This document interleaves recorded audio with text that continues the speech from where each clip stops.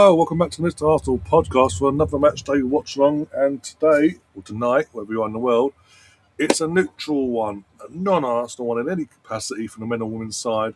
It's the Europa League Conference, Europa Conference League final. Sorry, the third-rated competition, but it's second in the schedule every year since they've introduced it. Makes sense, UEFA. And it's Rayo Vallecano versus Crystal Palace. Again, this time last year, me and Liam did the FA Cup final, which then was the biggest game and biggest day of Crystal Palace's existence, and that's because they won it. That's the reason why I'm saying it. And tonight is now the biggest game of the club's history, and potentially could be the greatest moment in the club's history. And what is going to be Oliver Gladstone's last ever game as a Crystal Palace manager before he moves on, basically.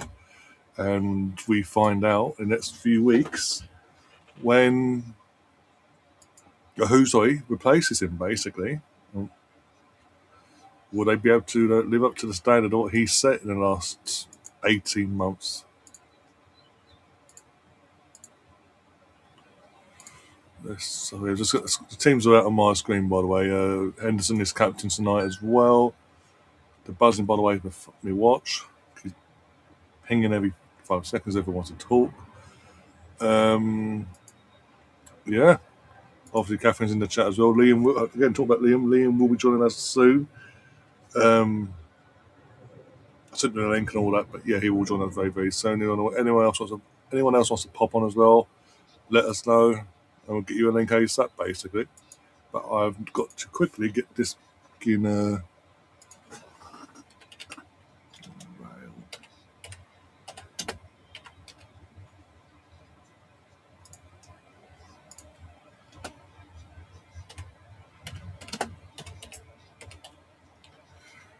Also, really blowing it. I've got aircon on as well, because yeah, here in the UK it's been absolutely horrendous.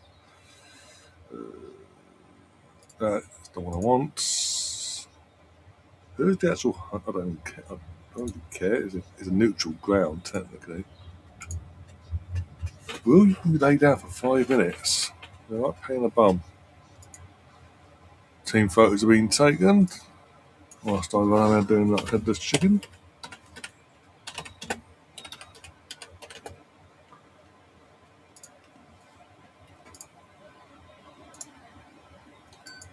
Link. Just going to do people's heads in, I don't care. But I've got to suffer, so should you. Yeah, and nothing running on that side of things. Well, hey, just in the nick of time.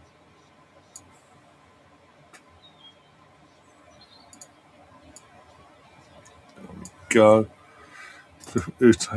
We've got. They don't tell us. They usually tell us where the referees are from, but that's concerning.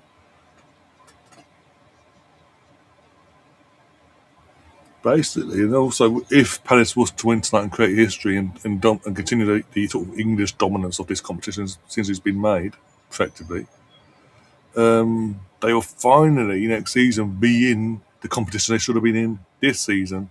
If it wasn't for part of the ownership screwing them over, they're not doing the paperwork, not believing in the FA Cup run, and a said other owner of another club in the Premier League jumping on it like a dog in heat, so we say, to benefit his own club.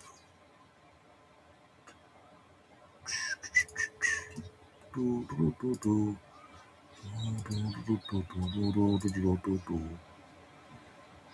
Let's make it the same size. Let's switch around. There we go. Never would have thought to see Palace in the European Cup final of any sort, but here we are. Obviously, the final is playing in Germany as well in Leipzig, Red Bull Arena. Give me your score predictions in the chat as well. And also, how you feeling ahead from an Arsenal point of view? How you feeling ahead of Saturday? Are you not thinking about that yet? We can also talk about the parade situation. That's most in the last 24 hours been confirmed by the club today. Let's get over to there.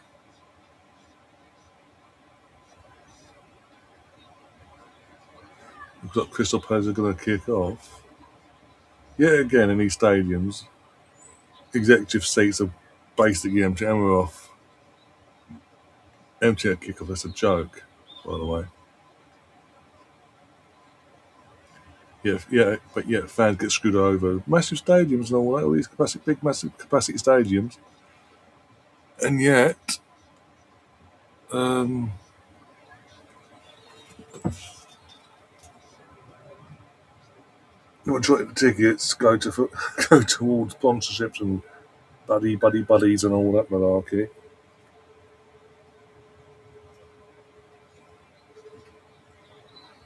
It's a joke. It's football's full of fans, but when it gets to these European finals, massive stadiums, but not really give you the tickets at the fair allocation in terms of 50-50. We'll keep a few thousand back for ourselves, so to speak. No. You'll get X amount, a very low amount of the capacity between years, but the bulk of it is going to go to our YouTube fans like Fogtons and who's a Bolton fan, has no interest or vague connection to European football, and vloggers and things that they can vlog and this, that, and the other. We won't go to Crystal Palace fans or in this case, Rayo Vallecano fans to as YouTubers to vlog or do stuff for us. No. We get complete neutrals. And then get me started on the sponsorships. Jeez. Yeah, both teams wearing their home kit. It's going to do my head in a knot, I think. I need to figure out how to. I only just got this for my birthday, by the way, this watch, and it's a lot of figuring out, basically. The hi, Catherine, again. Did say hello before, but obviously must have popped out and popped back in. Right, settings. Let's have a look.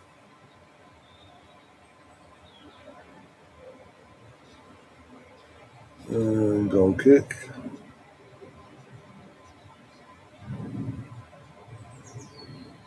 Sound.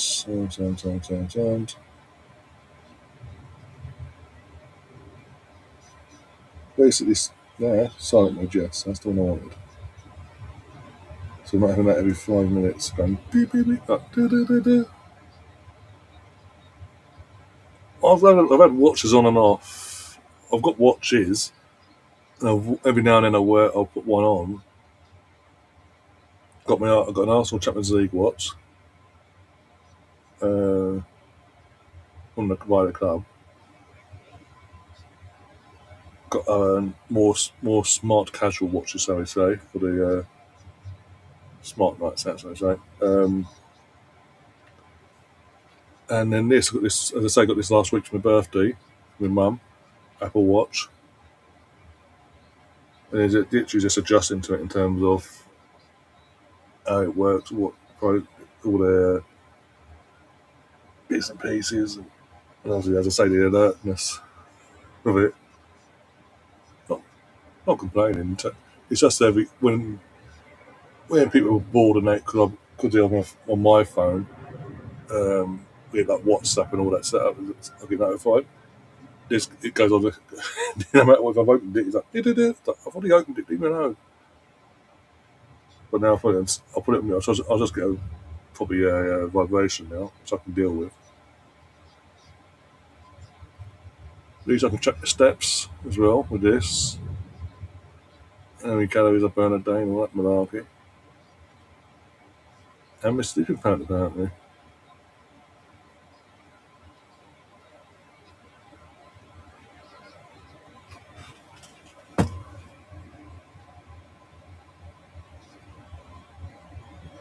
But it isn't holding like it used to.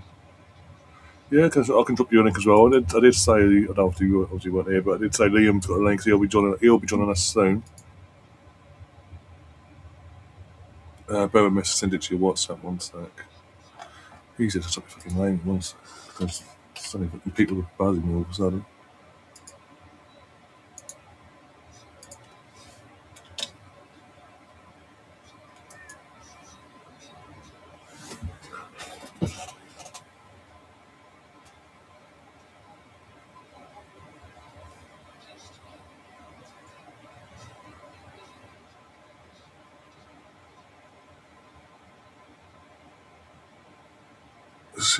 Oh, you're back, are you? At least we know you came to our. It's either my channel or what's the Dan's done the other night. He was popping into. Now we know it's my channel.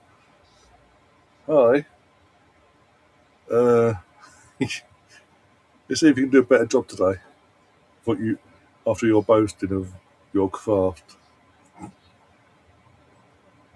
I think Graham Pot, in terms of your comment, I think Graham Potter's time, his chance, sorry, to manage a club like Palace is gone. He risked it with West Ham. He took the risk with West Ham, and it backfired because the ownership, as we're finding out since Moore is gone, the ownership of that club is a complete and utter mess, basically. To put it politely. Why don't you post fan reactions anymore? I'm not. I'm not Gav. As Bunt, I'm not Gav. I'm a friend of Gav's. Every times Gav this season, because of how much work he did last season, um, a bit of burnout basically at the start. He started off doing it at the start of the season, had a bit of a burnout, and just never had the time to get back into it. He did drop the other day actually on was it what did he do? Monday, but only Monday in the UK. He did drop. I'll get back to you soon, Rosie. Don't worry. Thank you. I will get back to you. I've just been busy. Um,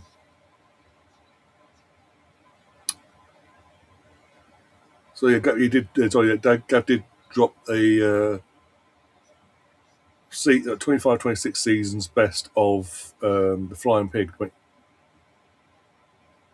the United fan.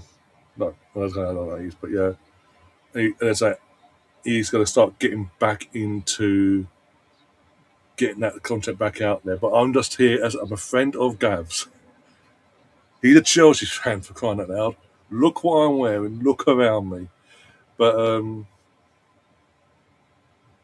yeah, I'm just obviously because I do new songs on my channel, Mr. Arsenal podcast. Before being Catherine in, I used to do them on my channel. I'm obviously doing this one on my channel tonight. Gav's idea for about halfway through the season was why don't you do them on each channel as well? I thought, yeah, makes sense. And we're going with that. And obviously, World Cup wise, all the World Cup watch alongs will be on my channel and Gav's channel as well. And that's every game. That's going to be fun. But yeah,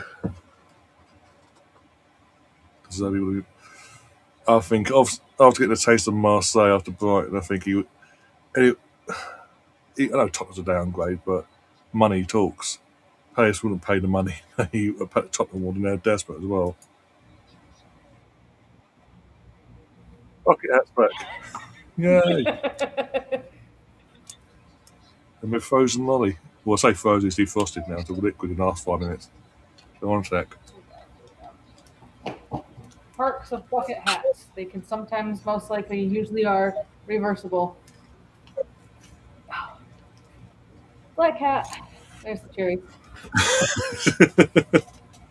Still in party mode There then. we go. There we go. Sailor's hat. There you go. There we go.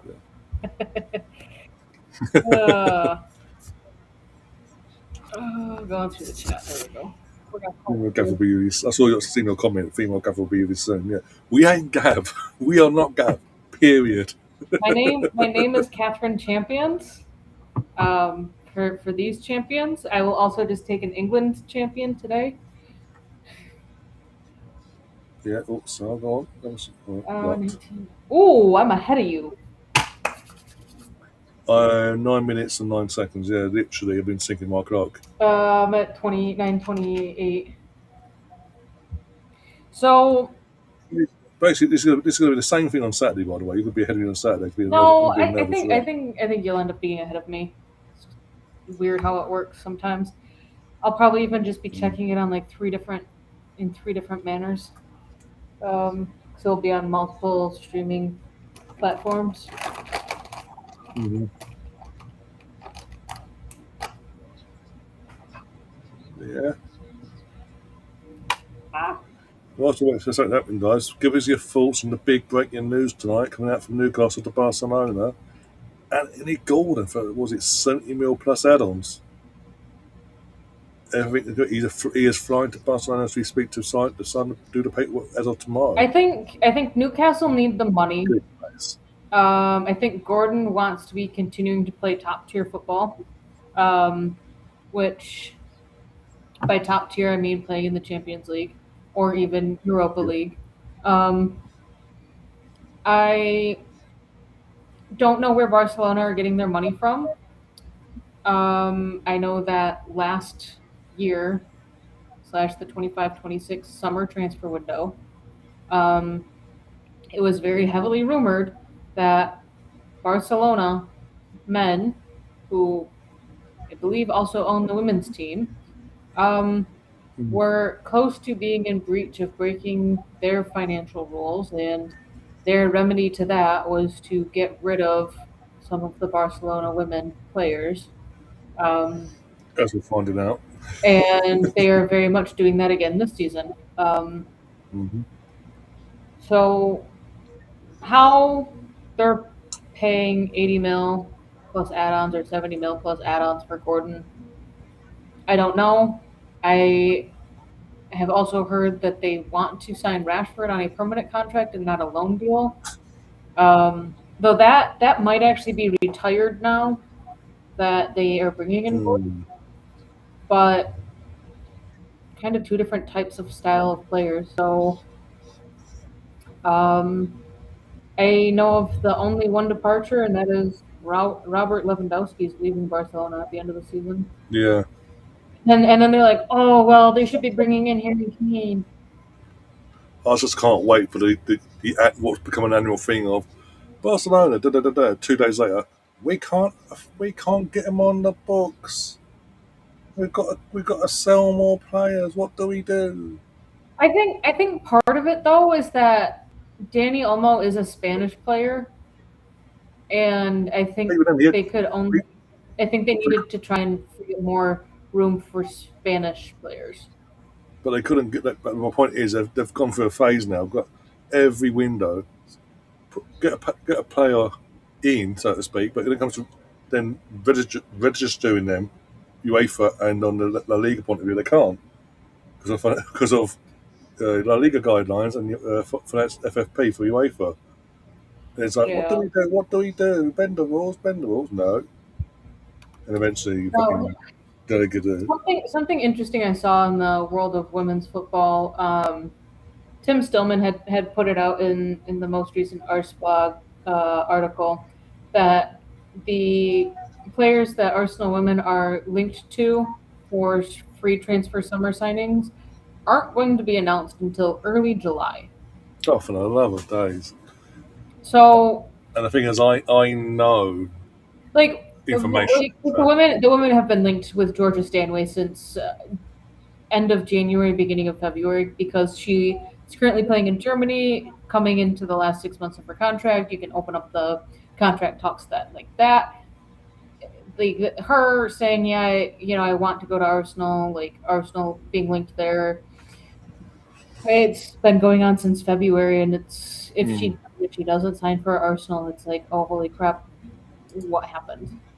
Um, but I don't know. I think this transfer window for both the men's and the women's side of things is going to be a very interesting one. Um, I think Barcelona men are going to be going through. I think they have to get rid of players to bring in new Mm. players. They don't really want to be doing that, um, but I think they are. I can see Barcelona getting rid of or letting contracts run out on 3 or 4 players.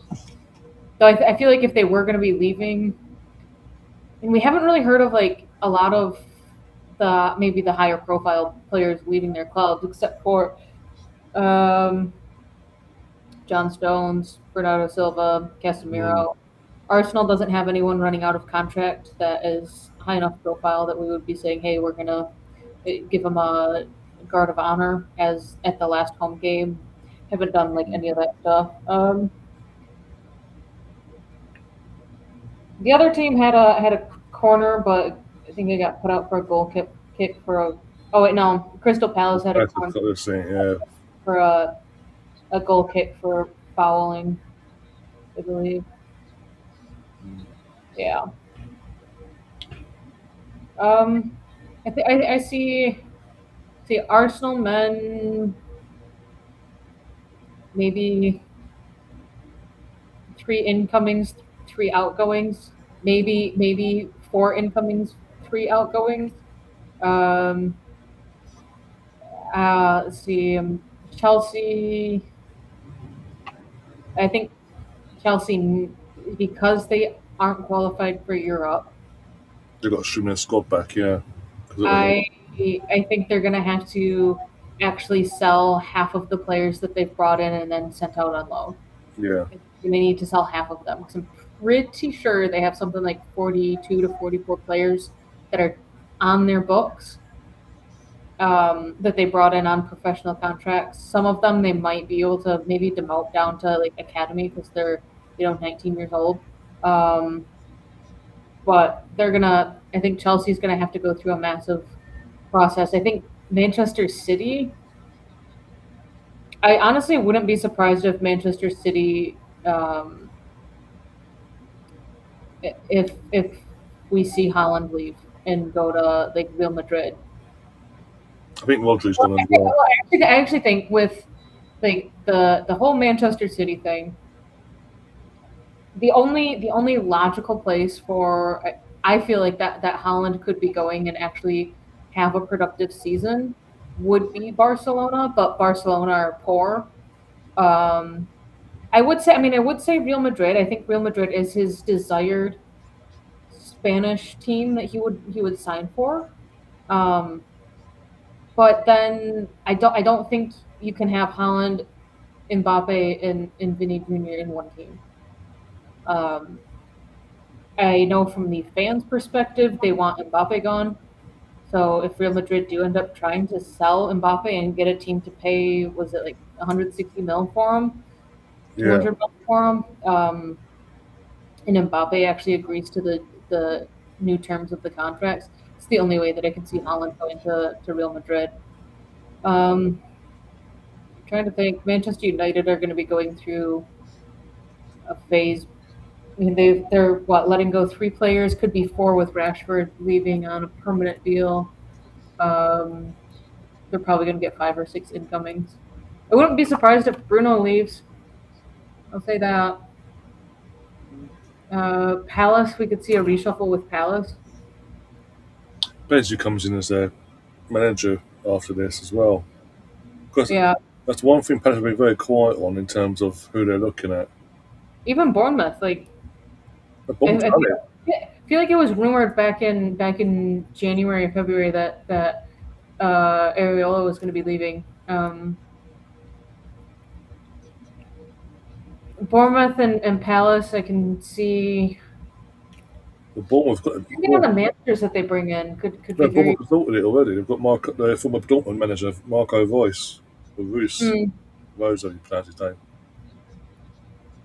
Let's see, I'm trying to think. So it's just Palace really. Bournemouth got their house in order. I think Como could be going in for something big this season. What What should something over like the last 7 seasons or 17 years, something like that. They've qualified for Champions League football, yeah, and they're going to need a larger transfer window to be able to compete both in Ligue 1 and in the Champions League. It's not so going to be yeah, a part, but um, they knocked out it was AC Milan and Juve, I believe, right? Yeah, Juve been the bigger one. Yeah, Or wait, shit. It's called Italy because I just referenced the frickin' French league.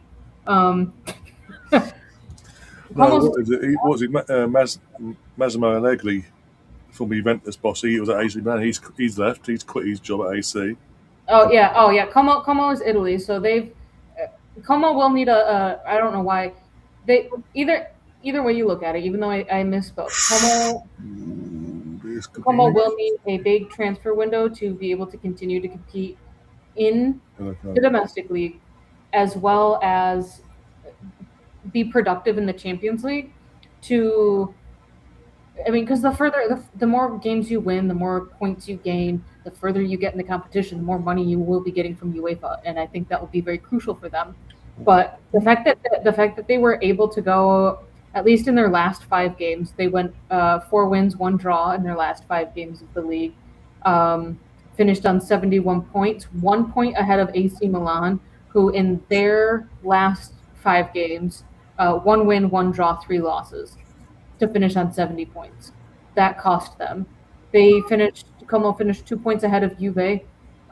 Juve's last 5 was 1 win, 3 draws, 1 loss, finished on 69 points. Like, so to have one of these smaller clubs that I saw, I mean, it's something of like a Cinderella story. Like, over the last 10 Mm. years, we're in the fourth tier down. They worked their way up to Serie A, and then now they're in the Champions League. Like, I think in order for them to continue to play at a higher level, they will need a massive transfer window. Napoli has been, I think, fairly consistent with where they've been sitting in the league, top four. Um, I think I saw it. I think I'll probably want to bring in like a KDB understudy. obviously because of Conte's obviously he's left Napoli now. I might be wrong in saying this, but I think former Chelsea manager Sarri is going to replace him. I think. Never look. I did see that.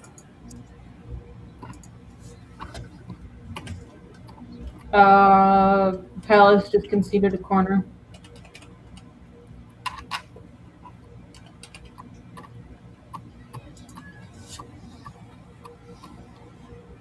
This is England versus this is England versus Spain, right? What's that? Oh yeah, Spain, Vallecano. Rayo. England versus Spain. Yeah, England versus Spain. Yeah, yeah. England versus Spain always produces good results. If you know, you know. I think across the world of football in the last 4 years, English clubs versus Spanish clubs, the nations when they play each other always produce good games. I don't think you can really complain much about that.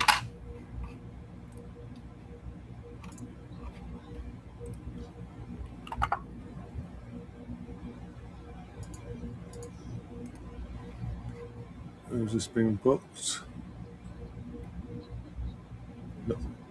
One of their players. Yeah, very trigger happy. The old ref all of a sudden. Could be That's what I was looking at.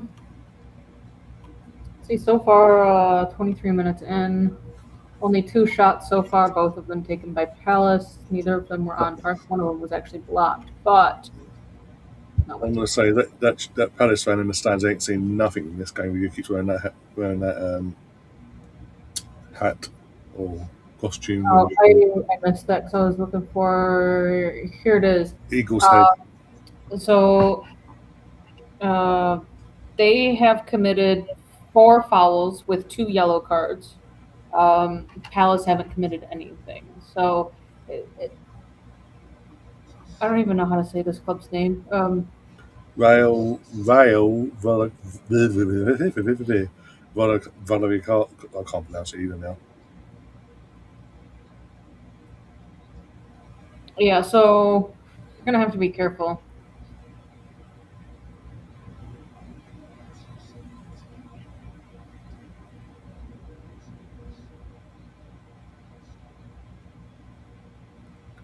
Scott's in the chat. The Rangers fan looks at going by the logo. So hi guys, well we're not too bad. I mean we've not been a bad week for myself personally. What teams won the league a few hours from my birthday. Saw my team lift the league title for the first time in 22 years. And now I'm looking forward to a Champions League final. How about you, Catherine? Going pretty good. Can't complain. Oh dear. Oh, Could be worse. You could be a Chelsea fan, Gav, if you're watching. evening, Gav. I mean, actually, could be worse. You could be a Barcelona fan and watching your club captain and legend leave the club after 14 seasons. Mm. and signing players like fucking Anthony Gordon. I think I do think. Oh, this is gonna bug me now.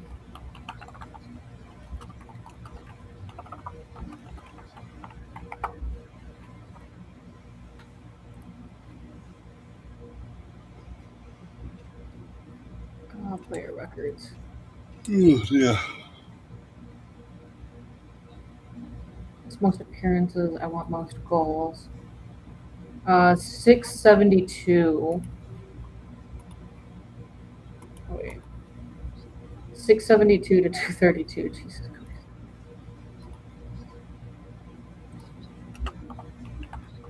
Christ.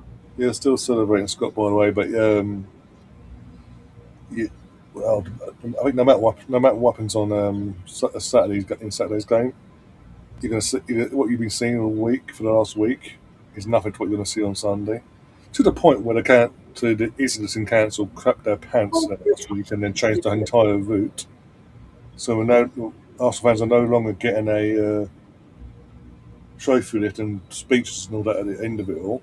It's just one trophy parade, one massive loop around the area, and we can't. And everyone's been barred from going anywhere near the Emirates on Sunday as well. Okay, it's been locked off because the Islington Council's seen what's been happening and going, "Oh, bugger me, we can't police that." The manager, their manager, is telling him to calm down. No clear cut chances yet. 26 minutes in. No.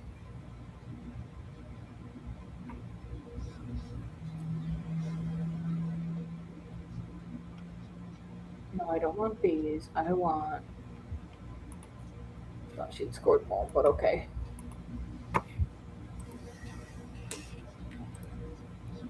It's crazy to think about it that if Palace was to win tonight, in the Europa League next season, Crystal Palace, Bournemouth, and Sunderland representing England in the Europa League. Mm-hmm. But who got conference? Who's the Conference League? I can't remember, was it Brighton? Brighton for conference.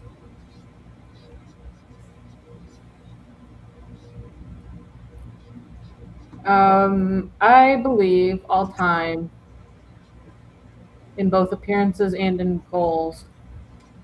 Alexia Putellas is number 2 on both of those. What do you make Second of that? to Lionel Messi. One sec, sorry. What do you make of that though? It basically feels like she's been forced out of the club, and she's like, I don't think she's been forced out. I feel it feels like it, but she's saying, but at the same time she's going. But out of respect, I won't go to a team that threatens my beloved Barcelona. I think They told us where to stick it. I'll be honest. I think it's in part that the club can't afford her. There's that as well. I mean, and she had said it in her farewell thing earlier today. Um, she's achieved all that you can in women's football. The only trophy that she is actually missing is a Euros trophy, and Olympics, and an Olympics gold medal.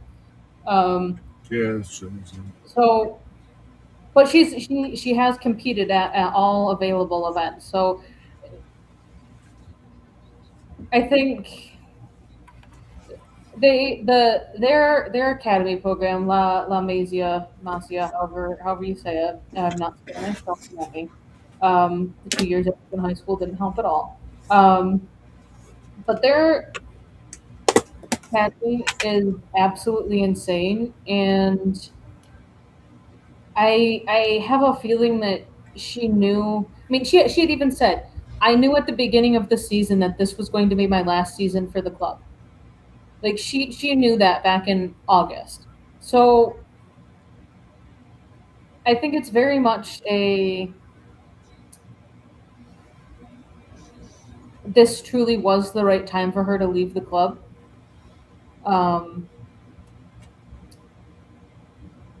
And I can kind of understand her like not wanting to go to France or going to England's top three teams, um, because would she really be able to? I mean, she would be professional about it, but if she if she played for Arsenal and was facing Barcelona, could she be objective enough after putting her blood, sweat, and tears and her ACL on the line for Barcelona? Like Mm. it's kind of like for me, I see it in the same situation of like if Leah Williamson gets to 34 years old and her contract at Arsenal is coming to an end and she has the chance to play in Spain, would she really be comfortable enough to be like going to Barcelona or Real Madrid, where she would have to be playing Arsenal in the Champions League? Yeah. Or well, because I mean, we all know that Leah Williamson, she would not be going to any other club in the WSL. No. Um, so I mean, you kind of got to like put it in similar situations like that, like kind of like. And if you aren't familiar with the women's game and you aren't familiar with the names Alexia Putellas and Leah Williamson, then um, go look them up. They've done fantastic things for club and country. They've achieved a lot. But it would kind of be like Bukayo Saka leaving Arsenal, Yeah. or Lamine Yamal leaving Barcelona in 10 years. Like unlikely that they would be going to leave the club, their childhood club, to To a play direct rival. a country that would be a direct rival to them. Pepsar is down. Um, Yeah. so I mean, it's just one of those interesting things. Like Puteas is heavily linked to going to London City Lionesses, and I think a large part of that is that they can provide the paycheck that she rightfully deserves. Um, she is the strong contender of uh, getting her third Ballon d'Or. I Yeah. think a shout would actually be Claudia Pino this season, or Iwa Payor. Or I would probably do like Payor, Puteas, and Pina if we were really just looking at the Barcelona, because let's be honest, they have just completed a quadruple again this season. Um, but it's just a London City could provide her the paycheck, and there were things released today that like she has now opened up talks to the NWSL, and in my mind I'm thinking, okay, like paycheck wise, she can't go to Washington Spirit because Washington Spirit don't have enough salary cap space for her. Yeah. Um, they used up their entirety of their high impact rule on Trinity Rodman. Um, she could go to Gotham, but I don't think Gotham have enough international slots available. Um, and does she really want to be going to Gotham, which seems to just be the catch-all for anyone leaving the top 8 clubs across Europe? Um, then I'm like, well, she's also Spanish, so we're probably going to be ruling out like Chicago and Kansas City. Washington is Seattle, probably ruling out Seattle and likely Portland as well, or Portland and likely Seattle as well. Right? No, switch those around. So then you're really looking at Houston, but Houston just has hot, humid weather. The Houston Dash. They don't really have any beaches there. Not like she would be used to. No. So then you're looking at Angel City in Los Angeles, and you're looking at San Diego, the San Diego Wave. Um, and I remembered something. Fun fact. Was that Henderson is down? No, Rayo keeper is down. Um, I think he just wanted the ref to stop play because fans are throwing shit onto the pitch. or something is going on in the crowd that has made the keeper want to stop the play so that the referee can maybe get security on it I think to Paz is pointing take. that. He's pointing at the stands. Yeah, what I'm saying. San Diego Wave. I don't want her to go there just because Jonas Eidevall manages there, and that would just be absolute garbage. She deserves better than that man.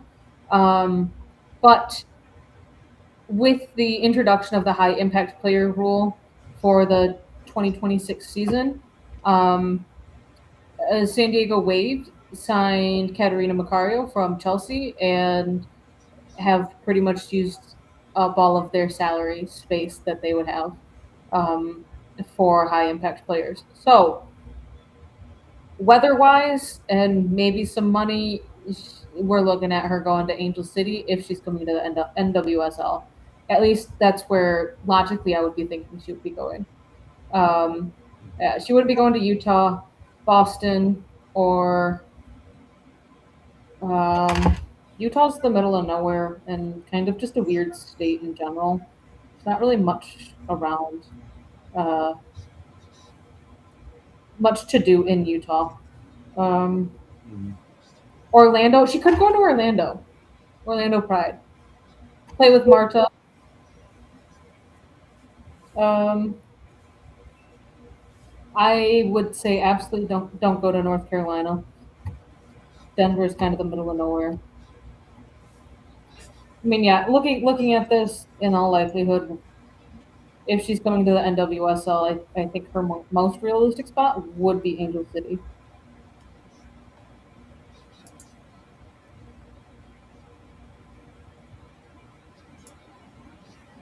But I have a feeling it's going to be staying in Europe and then helping a team get to Champions League qualifications.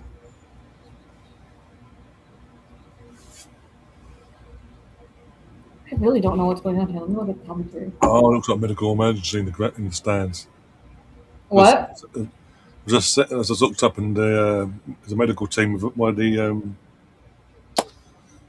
oh, what do you call them? That lift players off. I can't remember what they're called now. But yeah, Yeah, looking at the football commentary that they just thing, they said there are initial reports that there's a medical emergency among the Real yeah. supporters, which has promoted a break and play. Fingers crossed for good news there.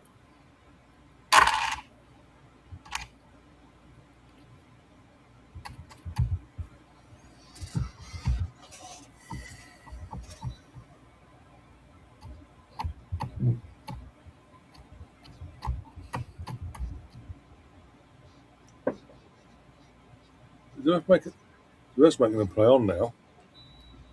The players aren't happy about it because obviously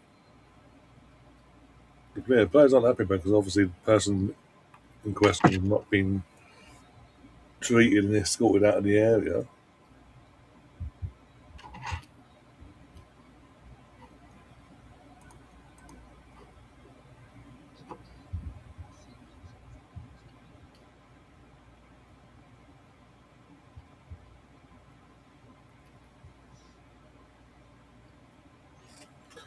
Oh dear.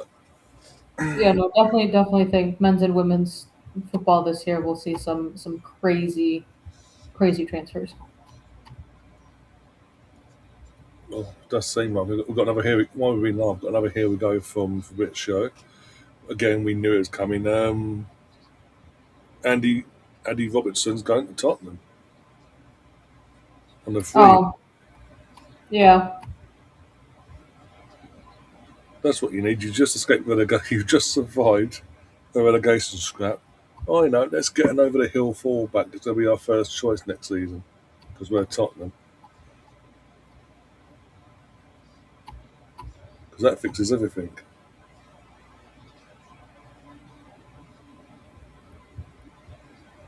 Oh, apparently Juve wanted to try and hijack the deal.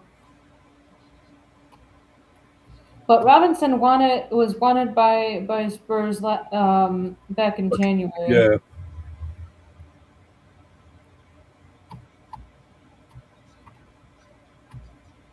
Geez, happy Arsenal aren't getting Gordon. yeah. I'm not being. Not a fan of him, to be honest. In terms of, I don't think he'd improve us anyway. Personally, I don't see him as an improvement. no. And that's where we're at. That's where we're at now as champions. That if anyone's coming in, it's to either pro competition or be an upgrade. Yeah.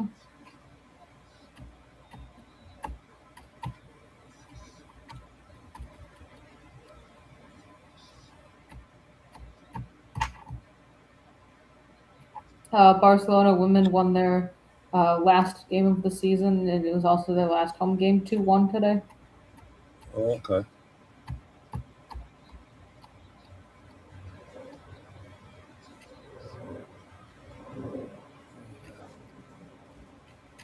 I've got to ask, are you around on not Tuesday, Sunday?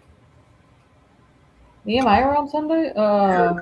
Laura's hosting on here. She's hosting it on the live stream for the parade. Is it going to be live streamed off of Arsenal.com? Yeah, they've confirmed that today when they put out the information about the route and all that. For anyone that can't go or can't come, Arsenal.com, YouTube, and other X, Y, and Z. Basically, just yeah. I'll send you a screenshot, but yeah. I mean, I saw the route. I just didn't pay attention to are they Yeah, streaming it I'll elsewhere. be again, assuming we can get some internet connection while we're out down there, because I'll be meeting up with Liam and all that. I'll try and pop in from time to time. More so the key award, booked. More so the key moments as the bus comes past. With the men's and women's team with hopefully multiple trophies. I mean, it will be multiple trophies for Arsenal as a whole because the women will be there with their trophy. Yeah. Um, Just how many multiples are we talking? That's the thing. Yeah, that's a duo, or we're going to have three across the two. I think it's going to be insane either which way.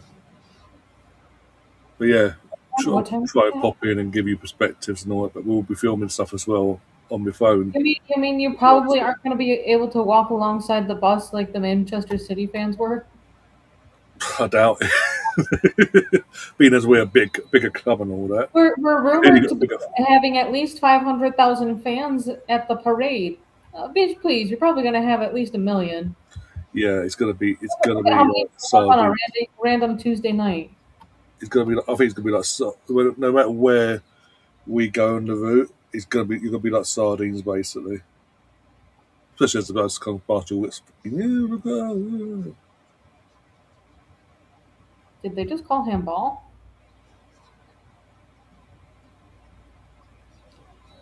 Oh yeah, they called handball, but it was against Munoz and Yeah, I thought. Yeah.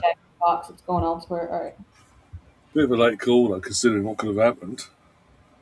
I mean, What time is the parade kicking off? Starting 2 p.m. UK time.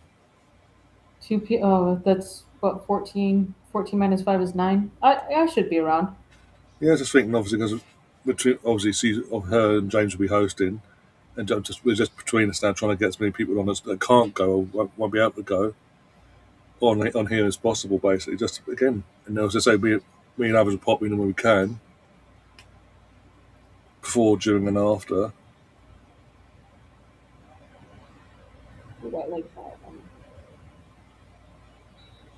That actually might be my bonus. And it's going to be apparently from start to finish of the route about an hour and a half to 2 hours, depending on. I think it's going to be at least 2 hours.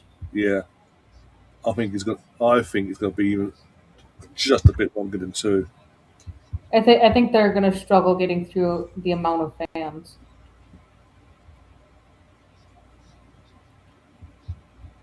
When do you think the away kits are going to be dropped? Ooh.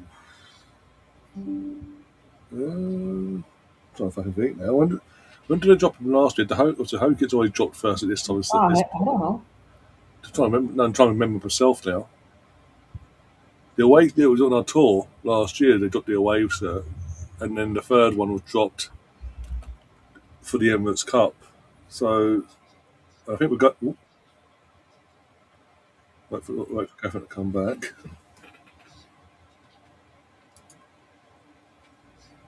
There you go. Sorry, I've been dealing with internet issues all day. That's right.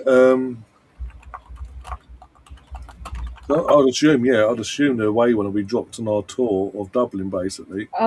They Google AI overview 4 minutes. is saying late July or early August.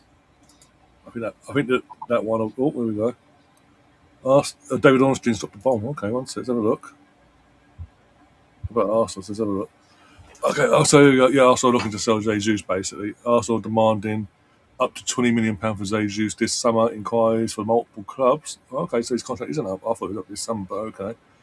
It expires next year. So inquiries from multiple clubs for the 29-year-old striker and quoted 18 to 20 mil Brazilian could go as a free agent when contract expires next year, but AFC considering cheap sale before then. It makes some money out of it. But get some of my money back at least. I think. Well, that's I not mean, really a shock, really. That's not really a bomber. But I mean, we knew last year they wanted to get rid of him last year, but because of the ACL, almost 1-0 Palace. Yeah, it's just delayed a bit longer. I think no, I think 20 million in today's market isn't a bad deal actually. But it's kind of interesting because 5 minutes ago, Liam said, "I'd be surprised if Jesus was here after the summer." probably part of the reason why he started and led the team out on Sunday.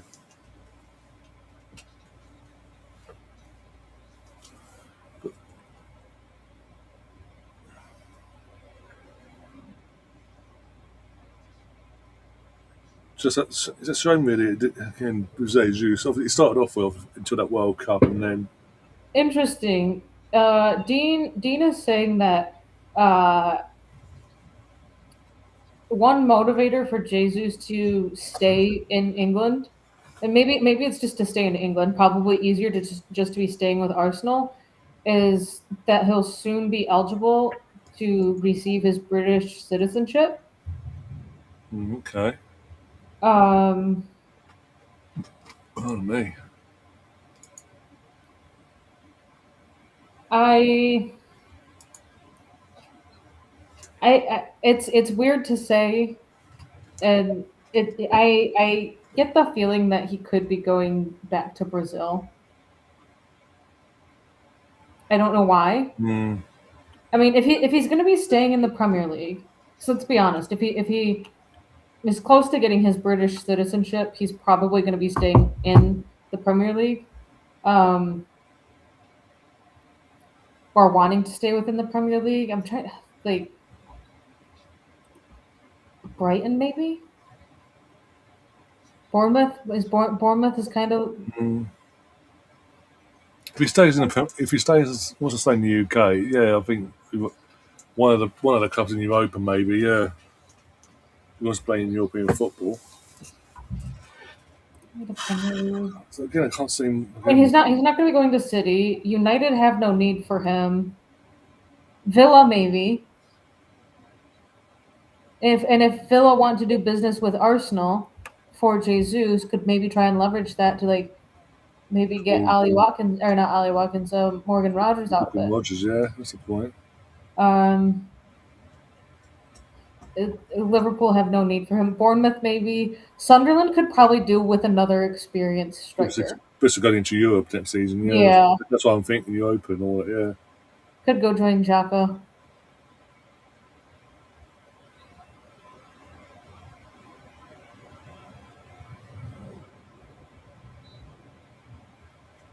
There you go, full time whistle, just not full time, half time whistle, feels like fucking full time. This game's gone. No clear cut chance from either team. Had a bit of a stoppage though for medical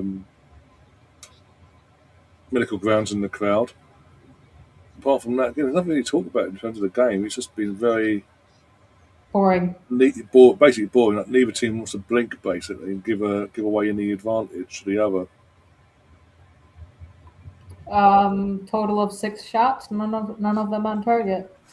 So All that's right, no. here we go. The math behind Anthony Gordon's transfer to Barcelona, assuming a 70 million euro fixed fee over a 5-year contract would mean 14 million in amortization. Around 11 million in gross salary would be a total of 25 million in FFP space per season. By comparison, Marcus Rashford, 30 million fee over 3 years, 10 million in amortization, assuming he earns the same as he does in the loan contract now, 14 million gross, meaning 24 million in FFP space per season. Anthony Gordon and Marcus Rashford would cost around the same in financial fair play space for Barcelona. So maybe they are wanting to bring in Anthony Gordon over Marcus Rashford, though honestly, I would say keep Marcus Rashford. You know how he performs. Yeah. Unless he's got like bad ego within the squad.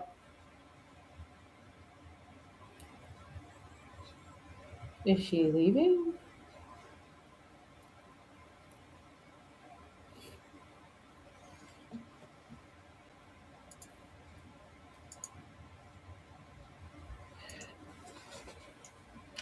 Okay, that's still a weird thing. All right. So, was it 92, 93 was the start of the, was it the Barclays English Premier League or whatever? The EPL current state? Um, Yeah, asking. yeah, TNT Sports said Martin Zubamendi is the first ever outfield player to win the Premier League while playing every single game in his debut season, excluding the first season of the Yeah. competition.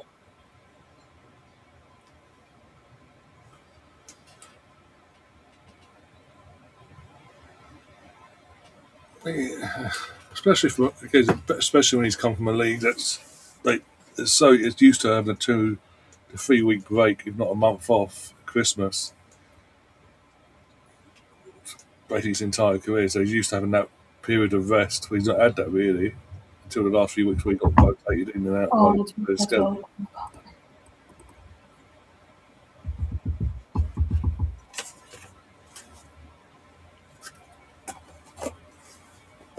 I think it's going to be interesting what Mikel goes with in terms of midfield on Saturday. I Obviously we know Declan will be in that three. I have a feeling it's going to be Zubamendi, Declan, and Odegaard. But yeah, I think it depends on who he puts out on the left as well. That'll be a bit an indicator how he approaches this game as well. Take your time, Gav. Fucking hell. I mentioned it like 3 or 4 times. I have. I mean, mainly taking digs at your club, but still. But yeah,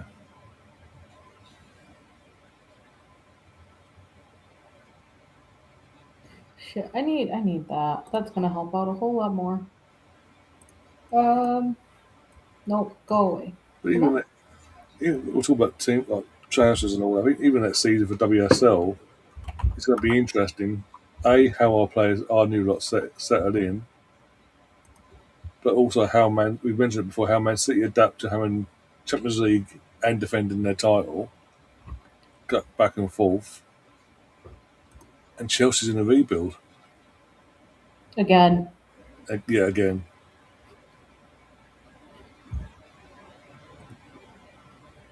And it's going to be interesting who they bring in themselves. If Chelsea ain't careful, it could literally be an Arsenal City shootout in the WSL, and they're just fighting it out with United for that last spot, and potentially London, again depending on London City's business and obviously how that interchanges into the season. Maybe even London City could throw them in there for that, even though they can't play in European football. It's just mad in terms of they're trying to compete to get into the spot, but knowing they can't actually play in it because of See, it. I think that could change drastically though, Oh, Kang will because pay. I mean, you think about it. It's embarrassing that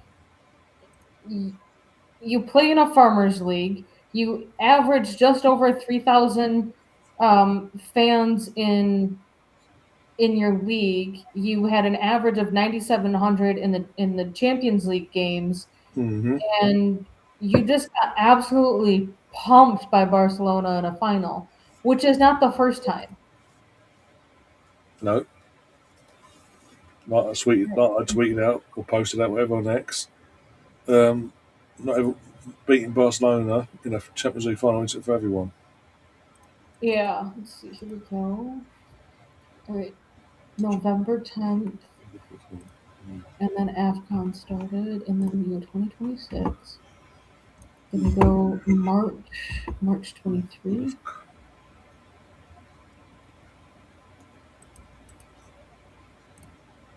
Yeah, I did say that to them, Gav, but because I answered, even though I said I was I was speaking on your behalf and referring to you as Gav. Somehow people are still coming in and calling me Gav.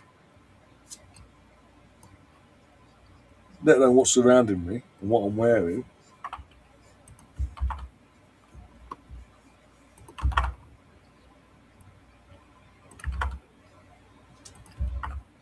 All right. So we're gonna move you up Oh, dear. equals days. End date, start date, 14. Actually, Gav, while you're here, are you coming to the parade on Sunday, Gav? You are an Arsenal fan. You're an Arsenal fan. If so, I would suggest coming down on Saturday night because it could be chaos depending on what happened to early on that night. Makes sense. It's still weird that the kickoff's at 5 o'clock UK time.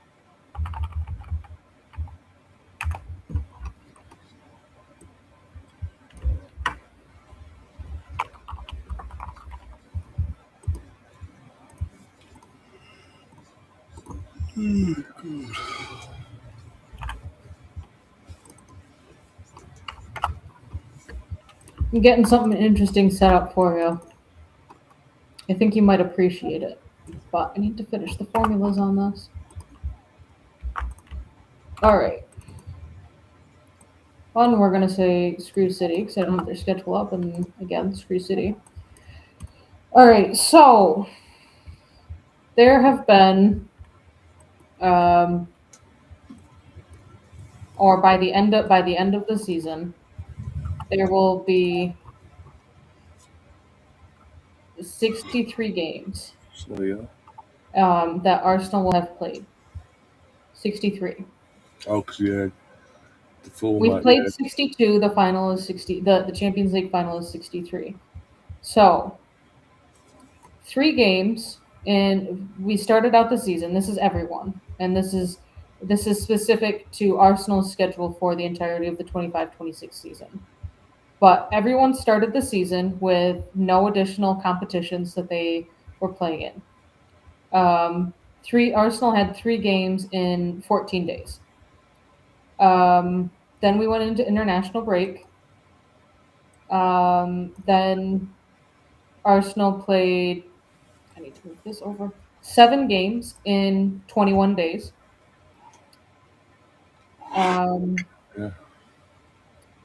International break. Then another 7 games in 21 days for before another international break.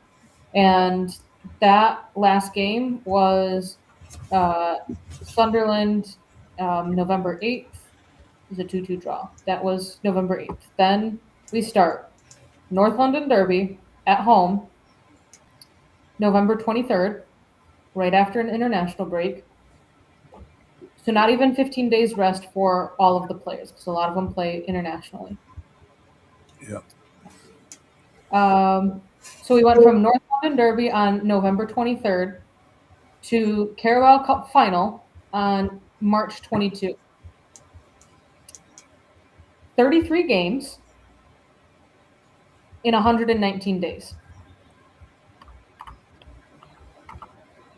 Averaging a game every 3.6 days. Yeah.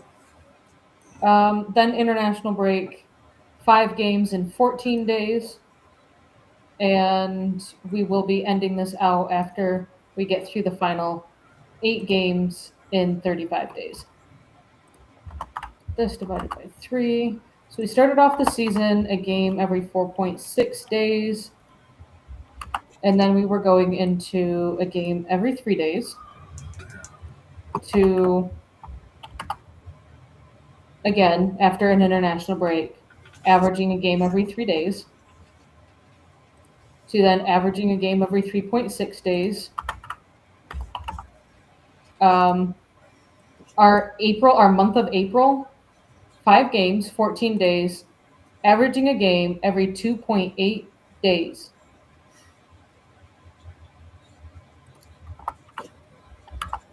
And we end the season strong, 8 games before the World Cup, averaging a game every 4.4 days. Okay. Which is essentially how we started the season, 4.5 days to 4.5 days, just about. So Yeah. absolutely. Yeah. Sorry, Gavin, answered your question. Absolutely insane, and not in a good way. Don't get me wrong, Anthony Gordon is a good player. Don't get me wrong, but this I is don't think he's Barcelona, Barcelona good. and are we seriously sitting there saying he's like £80 million worth player or £70 million worth player? Sorry. Gav, you probably missed it, but um, someone did the breakdown between how much Rashford and how much Gordon cost Barcelona on their FFP per season, and it's like 25 million for Gordon and 24 million for Rashford.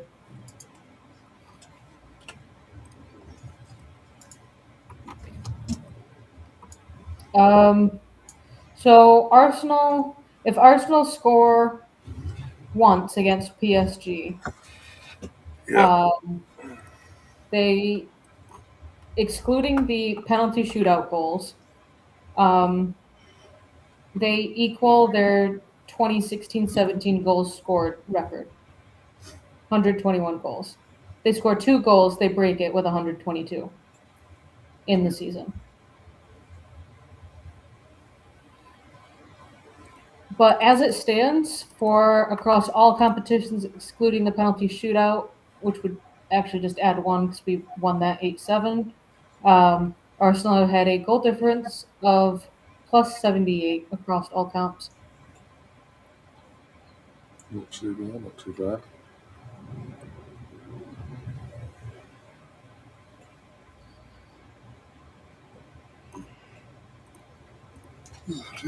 Commonwealth Games this year. Bloody hell. A left winger. Well, today, big news today, Gav. Morgan Rogers apparently is high in our list of players we want to bring in, basically, Ah, along with Julian Alvarez and two other players, basically, and then with that, looking to offload 3 to 4 players as well. One of them being Jesus. That's been confirmed whilst we've been live by David Ornstein.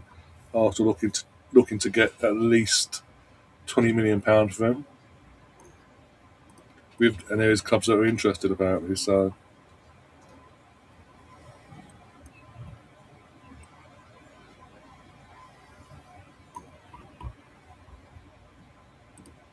no, exactly. This is what I was saying earlier. We mentioned it at the start of the show pretty much when Catherine joined us. But yeah, Barca paying 70 million for Gordon. Plus Adams and all that malarkey, but couldn't spare 30 for Marcus Rashford, who's been a big part of the reason why they won the league this season. Like he had big key moments in their season. Big 45 left for Palace here, 0-0 still. I'm going to tell some of their fans that, look like they've got to face that smack backside as players come out. I mean, again, don't get me wrong, he's a good player, I think, but he's not Barcelona. He's not a Barcelona elite club player, with all due respect. And he's going to get found out. Honestly, I don't think he's going to do his international, even though he's at Barcelona, the name Barcelona, in the long run, it's not going to do his international chances any good either, because he'll get found out in Barca, better get played, moved on elsewhere, and be it Tommy Tuchel or whoever in the future down the line, will say, no, you're not playing. Basically, say, why are you playing for me? Go away. So he's pretty much screwed himself, potentially.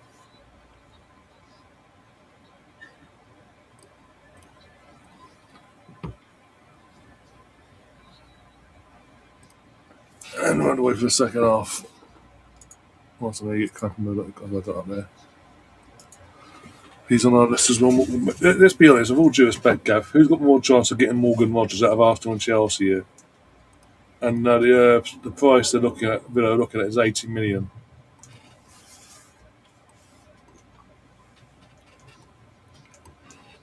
He's not going to leave a club in the Champions League for a club that's not been in Europe, period.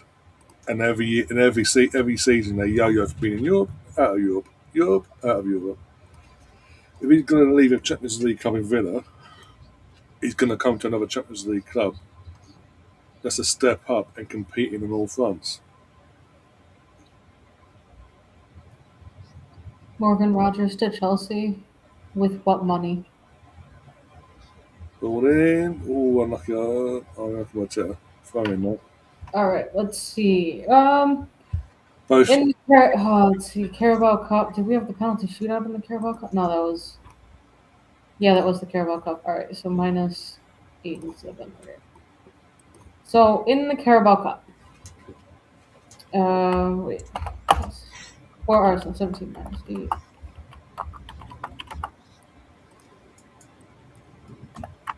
Open play, non-penalty shootout goals. Arsenal scored 9 goals, conceded 5. FA Cup, 11 goals, conceded 4. Premier League, let me double check this. I might not have updated. Yeah, scored 71 goals, conceded. I feel like that number's wrong. Conceded 27. That was 21. In the Champions League, scored 29, conceded 6. And yeah, Arsenal are the underdogs. Just asking for a friend, folks. Oh, Gav says that he was hoping that Arsenal were going to buy Enzo for over 100 mil. Arsenal aren't that stupid. But say you're confused enough with the old Arsenal that was be stupid enough. We're not that club anymore. Unfortunate for you. Maybe Tottenham will. I mean, they're stupid enough. I mean, they aren't in the championship, so maybe they can afford them.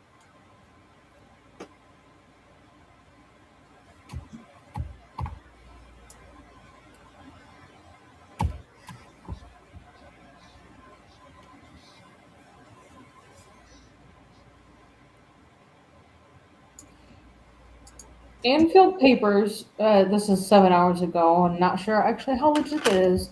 They think that Alexis McAllister is set to announce his retirement from football as a player after the World Cup. I'm wondering if they mean retiring as an international player. So I feel like we would have heard he was retiring from Liverpool or leaving the club. Oh, here's one for you. Nico Williams is edging closer to leaving Athletic Bilbao this summer. Heard that before. Currently, Liverpool are the favorites to sign him. Of course they are. Okay. So it is worth to know. Oh wait, no. No, live waiting earning then. We'll just throw our money at it and hope for the best. And so probably will go to Madrid, but how long is this his contract, Gav? That's the question. You know Madrid don't like paying nowadays. All right, so apparently Barcelona have the funds to complete a couple of deals. A striker to replace Robert Lewandowski, Anthony Gordon, get a center back, as well as keep Marcus Rashford. Okay. Which, mind you, the striker that they're eyeballing is Julian Alvarez. Mm.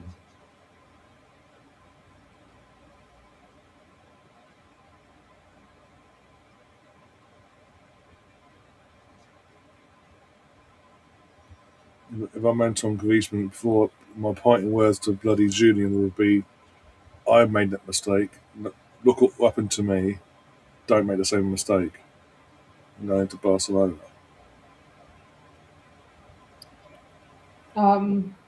Yeah, I knew it was going to be a clusterfuck the moment it was announced. Oh, 1-0 Palace. Oh, oh. Oh, Mateta. Just back seat now, one sec. Wharton, head up, It's as a a flag pop, kick. and a rebound. It's a rebounded goal. Mateta with the there. Bottles are there flying off the stands. Oh, here we go. Now it's interesting. Now we've got a final on our hands. And the Eagles are flying in live sync. Yup. Wow.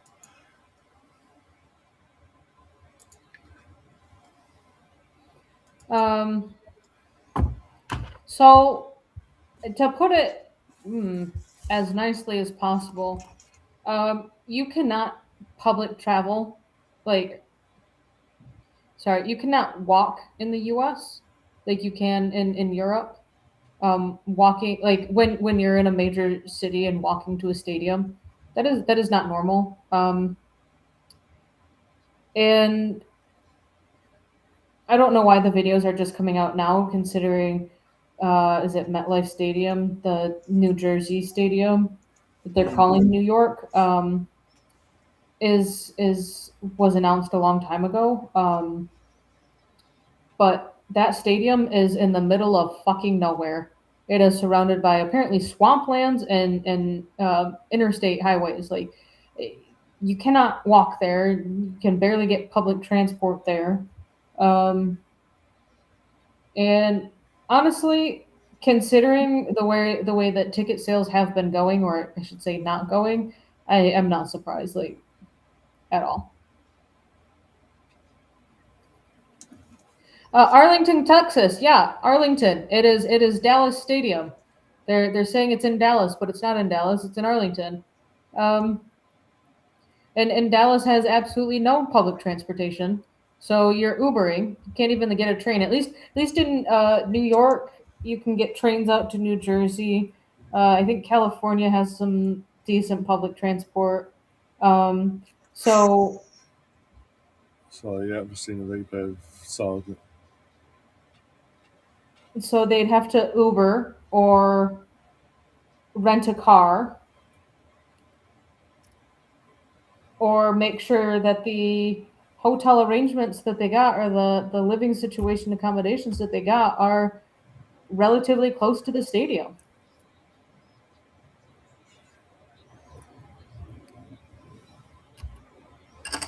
Also, outside of the football, I just seen, I'm going for the phone. Breaking news in the last half hour or so. Matthew Perry's personal assistant has been jailed for 3 years and 5 months for their part in Matthew Perry's death. Interesting.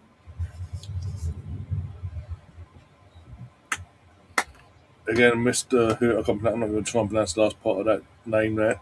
You've said that twice now. Nice try.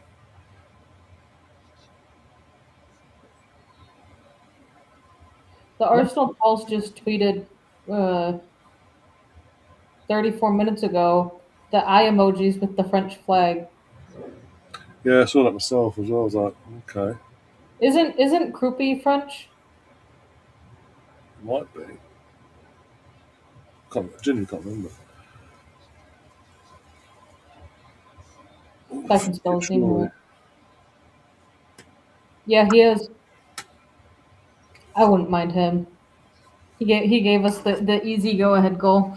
Yeah, And I think he would be the one we would be paying for his future because he's only 19. yeah, potential wise, Two, yeah, we would be paying for him being Premier League proven. I think he's had 19, 19 goal involvements this season. yeah. Um, and three, we would just be paying for in my opinion, an upgrade. I think he can provide more for at least one of one player in mind. I'm not going to say names. Gav, I mean, going back to Gav's there, saying 14 out of 16 World Cup stages in America. And that, well, again, that's the whole point of last year's World Cup. It was a test dummy run for you idiots. Like, in terms of Chelsea, the clubs, basically domestic clubs going in. And their remedy for that is about halfway through the first half. In the second half, almost 2-0. Oh, how do you mess that up 3 times? Because it's all about capitalism. Oh my god! Oh my god! Yeah. Oh. So basically, anyone that's not watching, Orton has the free kick, hits the post, hits the other post, hits the crossbar, hits the post, ricochets out. Someone gets a foot on it, but it's not a clean hit. Though he might have been offside, so it might have been ruled out. However, how often do you see it hit the crossbar and not go over the line? Though, the way it did, the way it drops as well. Yeah. I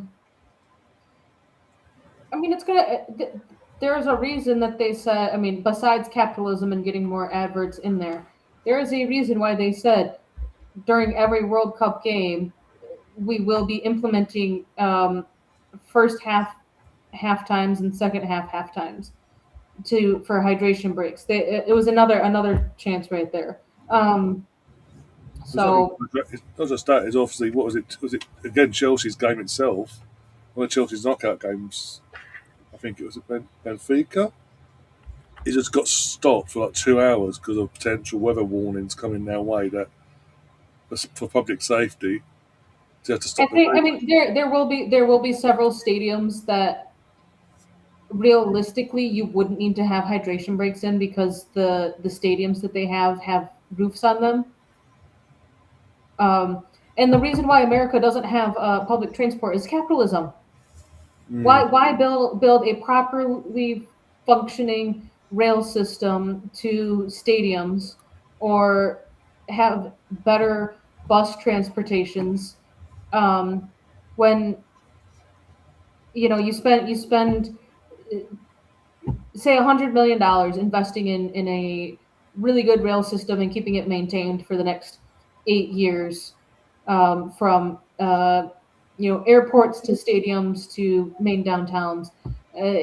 When you can and have that be charged essentially to the city or to the state, and have that be part of like the state budget, the state and city budgets. When you can just have consumers spend at least probably $30,000 to $40,000 on a car that will break down in 6 years, and then they'll need to spend another $30,000 to $40,000. I've just realised why our signs won't be announced officially till July, because the contracts don't run out until the end of June. So you can announce you can announce like international contracts. You can announce those. Oh, it would be like Beth Mead cannot be announced until July 1st. Katie McCabe cannot be announced until July 1st. But also, Laura said that some of these contracts also, like, why they are being marked as, early July releases because contracts won't expire until August 1st, which then it's only a month in advance of the contract running out. So, like, I don't even think like you would really get Alexia Putellas in her final contract of where she's actually going until probably around that same time of July. And I was thinking about it. Women's international window has, I think, officially started. Yeah, he's fuming at everyone, and we're not going to get into politics in here, other than he doesn't like anyone. I don't even think he likes his own country. Sorry, that came out. Yeah. Let's not get cancelled now. Never know. Ryan doesn't like his own country so much that he'll start supporting Scotland over England. Part of the UK, my friend. Part of the UK. I forgot what I was saying, but it's about Trump hating his country. No, it was before that. I saw that comment and I got sidetracked. It must not have been important enough. But I was talking about basically travel Oh no, Transport. women's player contracts. Oh, that's it. Um, I don't think we'll be seeing a lot of player announcement. Our international window. So Barcelona played their last game today. Um, I think they technically have until Friday at noon to release all of their players from club to go to country. First women's international games. I think the U.S. actually plays on next week Saturday. I think so. They've got a week to prepare. Um, England England plays Spain on June 5th. I think it's June 5th.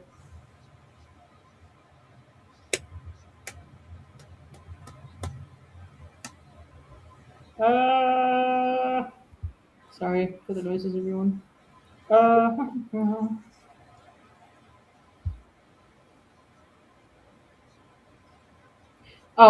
no, that's the men. I don't care about the men.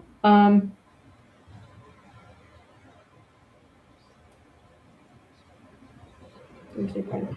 Yeah, all of the women's games start Friday, June 5th, with Spain hosting England. Um, and then a week later is the World Cup. The thing is, Gav, as well. Like, this is the guy's been given a peace prize, by the way, by FIFA. It's never been. Yeah, it's not. But anyway, No, he paid for it. But obviously, we're just not going to talk about anything political because I'm just saying, like, he's been given a peace prize, and yet he's banning everyone coming into the country. So basically, if you ain't careful, any games, all the games in the states will be fucking half empty stages, basically, not empty. yeah. Which All won't right, be I business. hate to end on this subject, but I need to head off. I hope that there's at least one more goal in this. I think it would actually show the world just a little bit more, or at least European countries, what Palace can do and what their players can do. Mm. I think they've also just showed a lot more promise in the last 10 minutes. So So again, it's just good for the league in terms of the Premier League as well. It shows how strong we keep. Oh, it's just English arrogance. No, the league's that strong. It is yeah, strong that we're getting. West Ham won this for crying out loud, and look where they are now. 2, 3 years later. yeah. So I will even Friday. No, Friday. Today's Wednesday. Jesus, Today's Wednesday. Saturday. Saturday for the game. Saturday for the game itself, yeah, and then Sunday got the parade stuff. I think I need to chat with Ian later. Either tomorrow or Friday we'll do the preview show for the final as well. I don't know what time we'll chat to him about all that. And then after the weekend's done, go from there really in terms of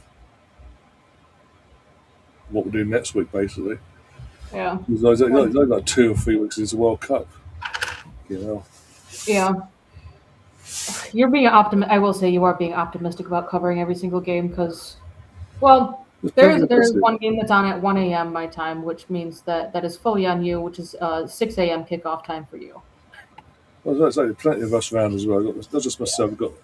You can have Williams yourself, Laura, because of Scotland, and obviously her husband James and all that. Yeah. George is about. There's plenty of us and Gary when he's around as well. Plenty of us to sort of spread it about, and so everyone sort of goes our covered equally. And yeah, it's not a complete burnout from one person on their own. Yep. All right. I'll catch you later. Have a good one, everyone. Otherwise, And thanks again. fly, Eagles, fly. Sorry, that's for the Philadelphia Eagles. Go, Eagles, go. Almost 2 hours, Dave. One of these exciting World Cup previews. Again, this is something I've got to check once we get this weekend out the way in terms of obviously Saturday's game, the parade, and the recovery from the parade. So about probably Tuesday onwards, I'll off air chat with Liam and a few out and like, a couple of others to get them sort of that in place. The preview World Cup show preview itself prior to the World Cup's kicking off, like a day or two before the night or the day or two before the first game between Mexico and South Africa. I'm looking to do that. and then obviously during the World Cup, not just doing the Watchalong, but also doing shows and, if that makes sense, reviewing, doing like match day reviews after. So like match day one, until I say match day one, I mean like all the first round of games. Do a quick review of that round, second round, third round, and then knockout rounds, etc., etc., all the way to the final, and then reviewing the tournament afterwards. But yeah,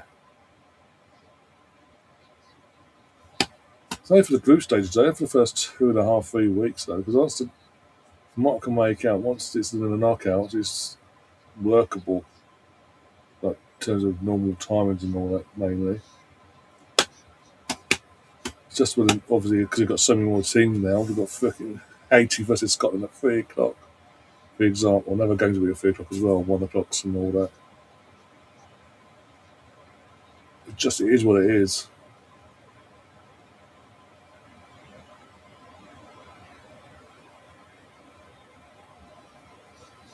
Oh dear.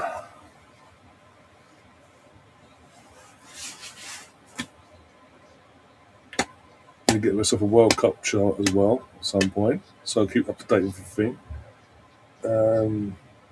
Yeah, if there's any days when I'm not around, like 26th of June, I'm out with my brother for an event. So someone else will have to host. If there's any games on the 26th of June, on that day, night, whatever, someone else has to take the reins to the day, basically. For example, like it's like Catherine just saying there, like you're very optimistic, more, but no, there's plenty of us here to. Like, it won't just be me hosting the watch longs. Others can jump in for certain games and do the host certain games themselves as well. But again, we've got literally a short window now to organise that as well. Who does what games and when, and with who they want on all that. Yeah, I'll be fine. It's only the first couple of weeks, and then still late kickoffs, but not like 3 in the morning kickoffs. That makes sense for the World Cup. Once the group stages is dealt with.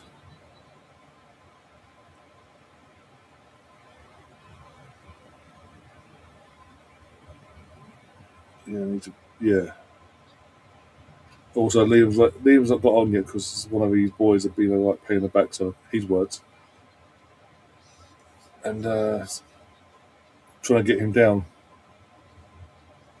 to sleep.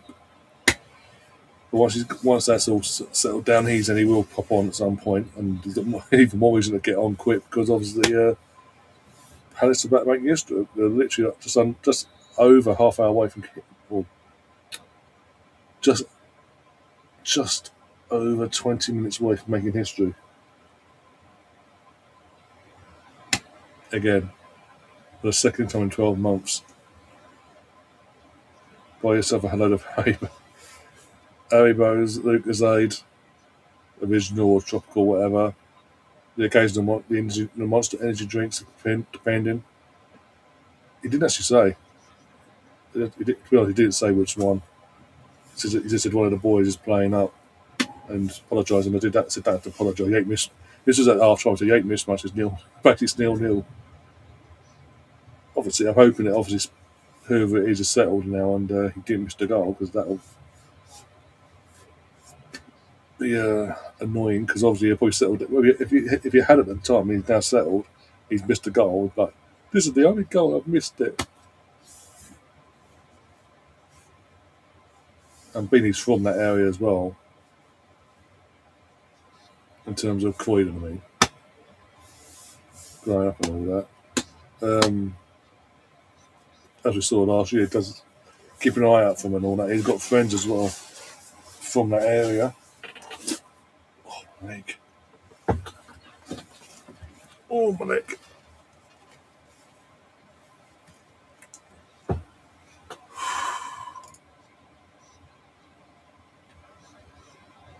Oh, days.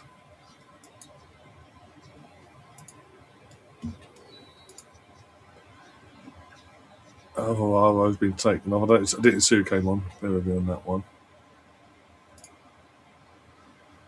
Do, do, do, do, do, do, do, do, do, do.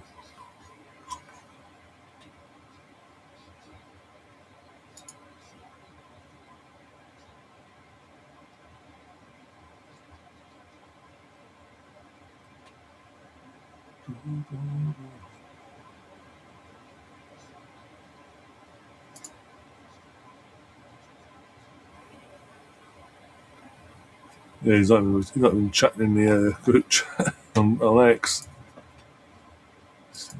Not looking good for them.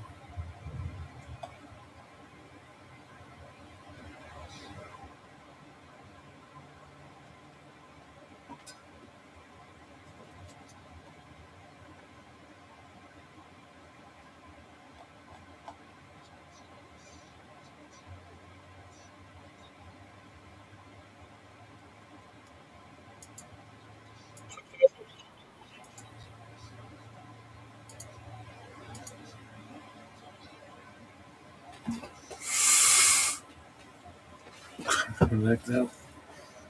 Go on, sir. Go on, sir. Oh, okay.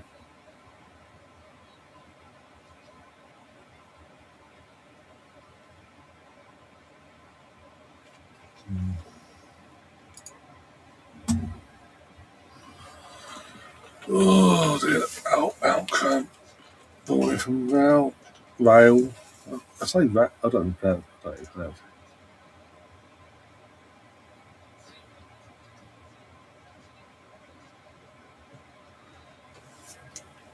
Well, we're getting to sort out the World Cup schedule first. I get what you're saying, Gav, but sort out the World Cup schedule first, and then going from there. Because the plan was last year to do transfer shows at the summer, and then things happened that sort of put a stop to that. But yeah, Premier League show wise, I will be reaching out as well to put people I mentioned. People have an idea might be interested. But Premier League weekly preview and review show, the shows coming to the channel next season as well. Just got to work around the schedule of everyone else. No.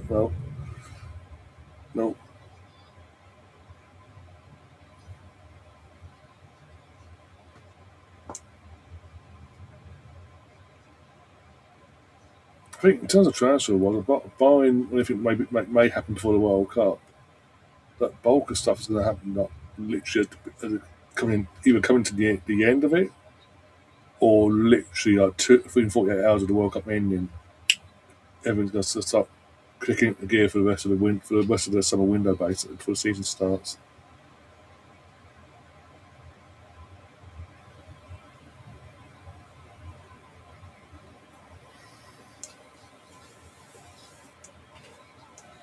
Oh dear.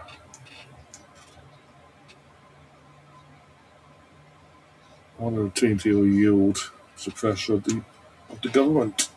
Doubt it.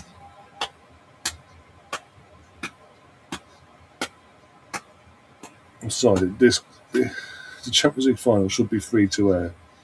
They should not be going. Well, we've got the rights. So for this season, for the first time ever, we want to you have to pay for our service to watch this final or the Champions League final. This fuck off.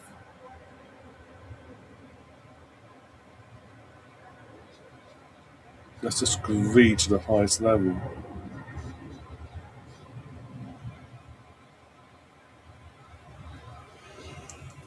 Oh, days. We kicked to Vale. I mean, he tripped himself. I'm sorry. He tripped himself with his own calf. He kicked his own calf. Okay. Well, so he kneed his own calf and fell over. And the ref bought it.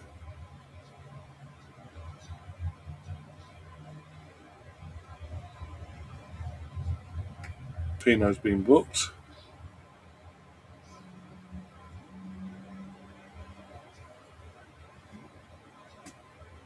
Come on, Palace. Come on. We've already been linked to our first Bayer Leverkusen player. Get used to that one now. Yeah, you got next spell. Yeah, you got Alonso there. Good thing you can't be linked to Capier. Hey, he's ours. He's all ours.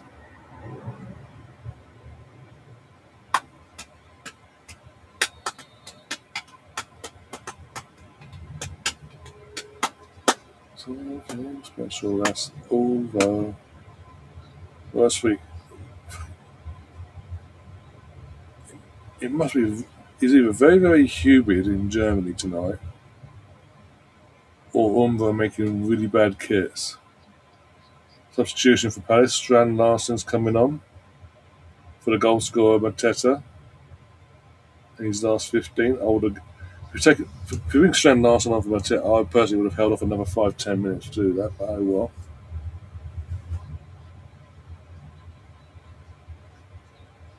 For all that hype that Strand Larsen had in this time last year, going into the summer window, signed a new contract, didn't do anything with Wolves, got a move away from Wolves in January. And I'll be honest, what's he done? He wasn't fucking cheap either. Even watching it, I was watching him on Sunday against us. Considering we put out basically our reserve team near enough to start with, he didn't even fucking ask questions of Kepa.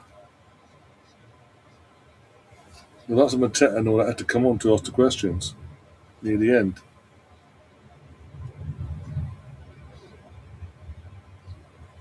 I just think it all went to his. It's gone to his head, and now he's like, "Well, all right, Jack."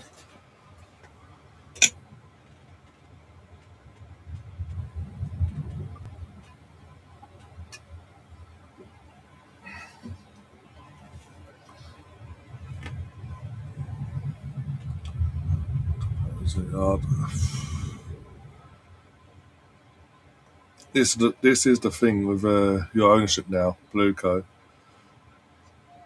They can't just go, "Well, we got you in now. We did promise you this, but actually we're going to go against everything we told you and promised you, and actually we're going to do what we always do and just go young and youthful, Project Youth, no experience, piss off." You're just back to square. You're literally back to square one because you wouldn't give Enzo and Esca what he wanted in the first place, which was to add proper experience into this squad to take it to the next level quicker. Because he didn't do that. He then played the Man City card. It backfired on him. He lost a job, but then it backfired even more because he then bought Liam Senior to replace him.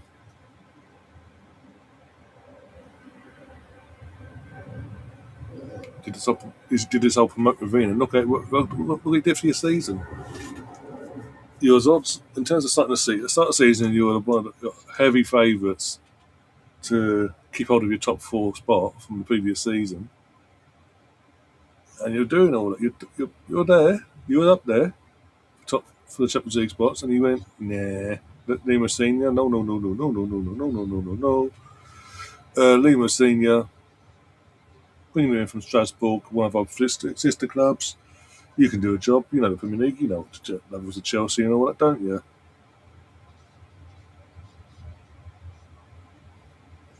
Because English teams have won the Europa League and are nearly about to win this one, does that mean English teams can get more? You're not in the league for this season, just ended, no.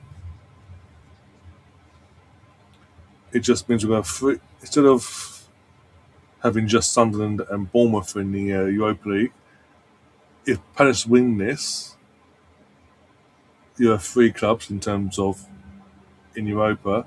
You still have your one club only in Brighton, sorry, in this competition for next season.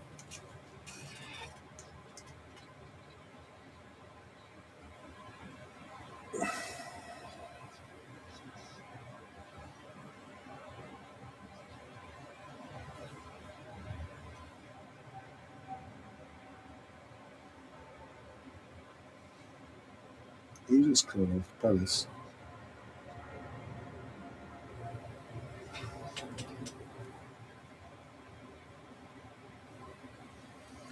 Well, Pino's coming off now. Obviously, on Porky, I can understand it's on a Porky, not a risk him getting sent off.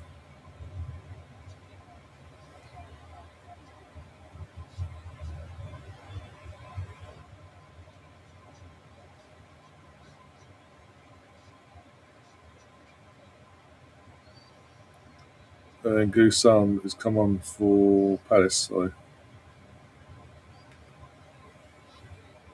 So yeah, as I say about Chelsea, Chelsea are now back to square one. Let's be brutally honest, you're back to square one. When after once Lampard did his second stint and all that, and what was it, Poch came in, you're back to that basically, and hoping.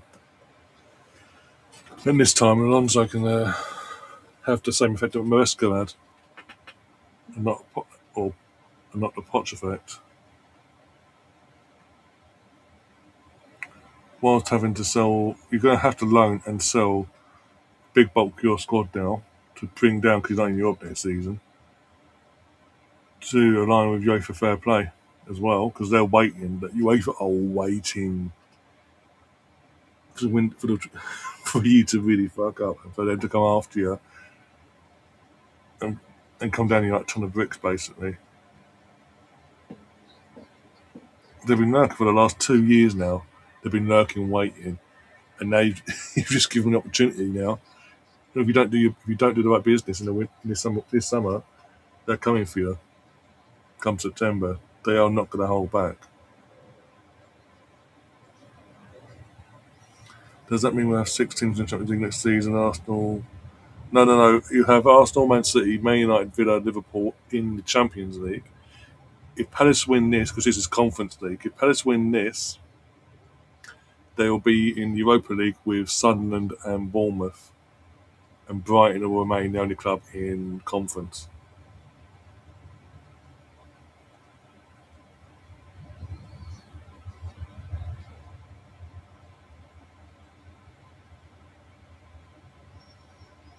The only way you would have had 6 teams. One sec. The only way you would have had 6 teams in the Champions League next season is if Villa hadn't beaten Man City in the final day and Liverpool and fallen and had lost and fallen back into fifth and Liverpool had gone into fourth. That's the only way Bournemouth would have been then put into the Champions League as well, along with Villa's and all that. Villa, Liverpool, us, and the two Manchester clubs. Sorry. Don't ask me why that's an implication, but that is what it is.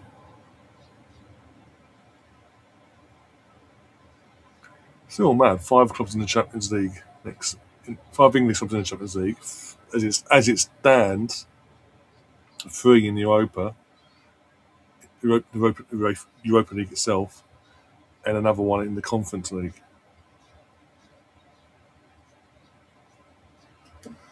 That's going to make. That's going to be a very, very yet again busy Sundays next season during the league phase. Basically, yeah. Not for you, Gav, because it wouldn't have benefited you at all. The only way it would have benefited you, them fucking up themselves, is if you'd beaten them in the FA Cup. So this is the thing. If you'd beaten them in the FA Cup, it would have been obviously yourselves, Bournemouth, and potentially Palace if Palace win this game. But obviously, because you didn't, Man City won. Man City already in the Champions League. The Europa League spot that was up for grabs dropped into the league itself, which then gave Sunderland Europa League instead of Conference League. Sorry.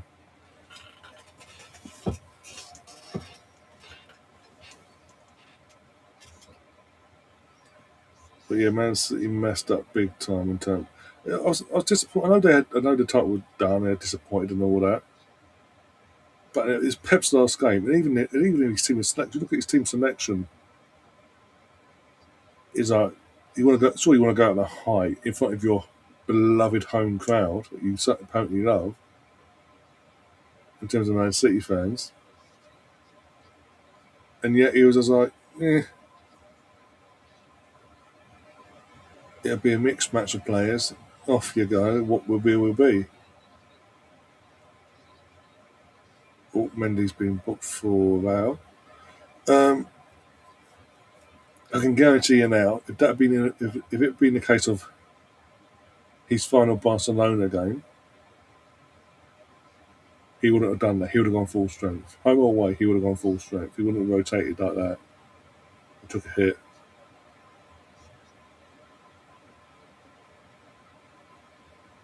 No, Sunderland have had a mad season, to be honest. For, been out the league for 7, 8 years, however long it's been. Been through the might, obviously, since they got relegated, got back-to-back relegations from the Championship to League One. Did a good few years in League One. Got themselves out of League One. Did a couple, 2 or 3 years back in the Championship, and out of nowhere got themselves promoted from the playoffs last season. And their first season back, not only do they finish above their bitter rivals of Newcastle, aka the richest club in the world, but also they got themselves European football in the first season back. When most people would have had them down for fighting for survival, basically.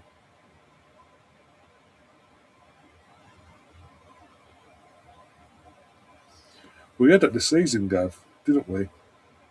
In terms of it was us, Chelsea, them not down the road because they won the conference. They won the Europa League last year, didn't they? So that's why we've got 6 teams this season just gone. Us, Chelsea, them not down the road, Liverpool, Man City, and Newcastle. That was it.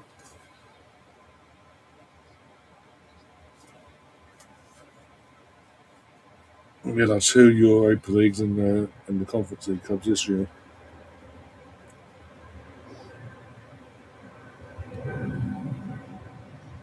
Yeah, they finished on top. Was it not this season? Obviously, last season they got the top 4. They got top 5, didn't they? I can't think now. It's obviously Liverpool, Arsenal, City, the top 3. And this is what Liverpool talking about when Liverpool won the league. The Liverpool, Arsenal, City, and then Chelsea at 4th, and Newcastle 5th, or whatever, man, one of the two. And then obviously Tottenham won Europa, so that got them in Champions League that way. Even though they finished 17th in the fucking league, the bastards. And then you had obviously the Europa League, Villa and it's sort of been Palace and Villa, but the ownership messed up basically, and the Forest owner jumped in like a cat, like a dog in heat, basically. Sorry, and screwed Palace out of it. The irony is, we are minutes away from Palace not only winning their first European trophy ever, but also playing in a competition next season they should have been playing in this season.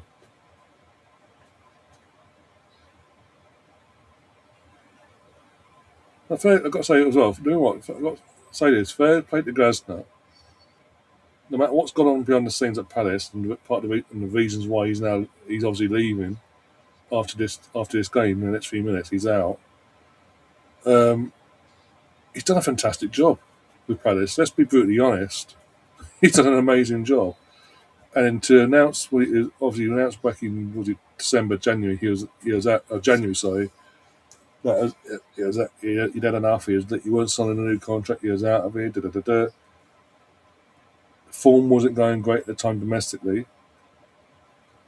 At the FA Cup as defending champions early on, but steadied the ship. Rode the rough ride there. Steadied the ship. Got them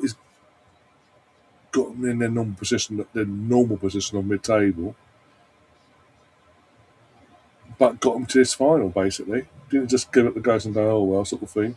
Sorted out their form as well, and everyone got back on board basically for the last half of the second half of the season basically.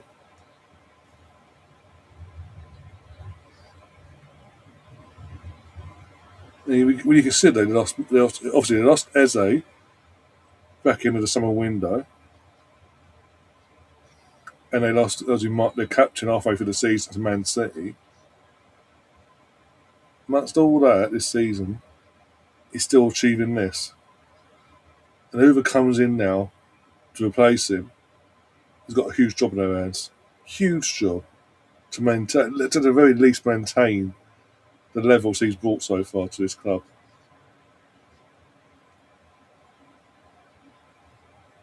Five minutes of injury time. Oh, here we go.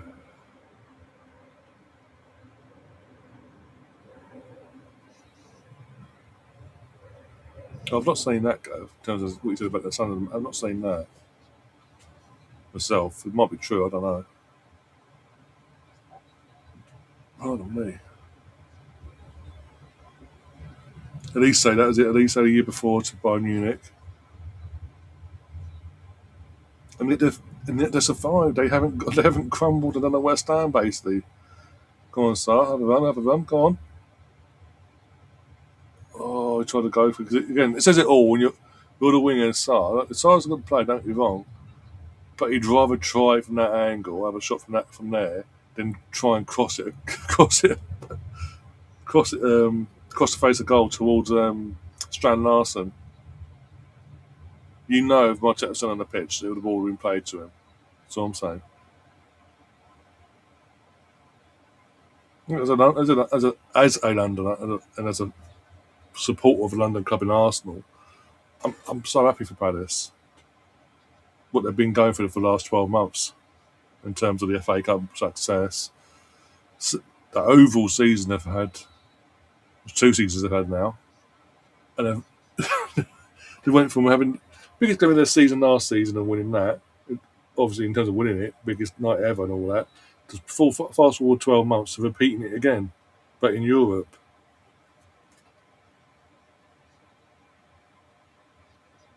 Yeah, exactly. They almost lost Mateo back in January to fucking AC Milan, but that fell through at the last seconds.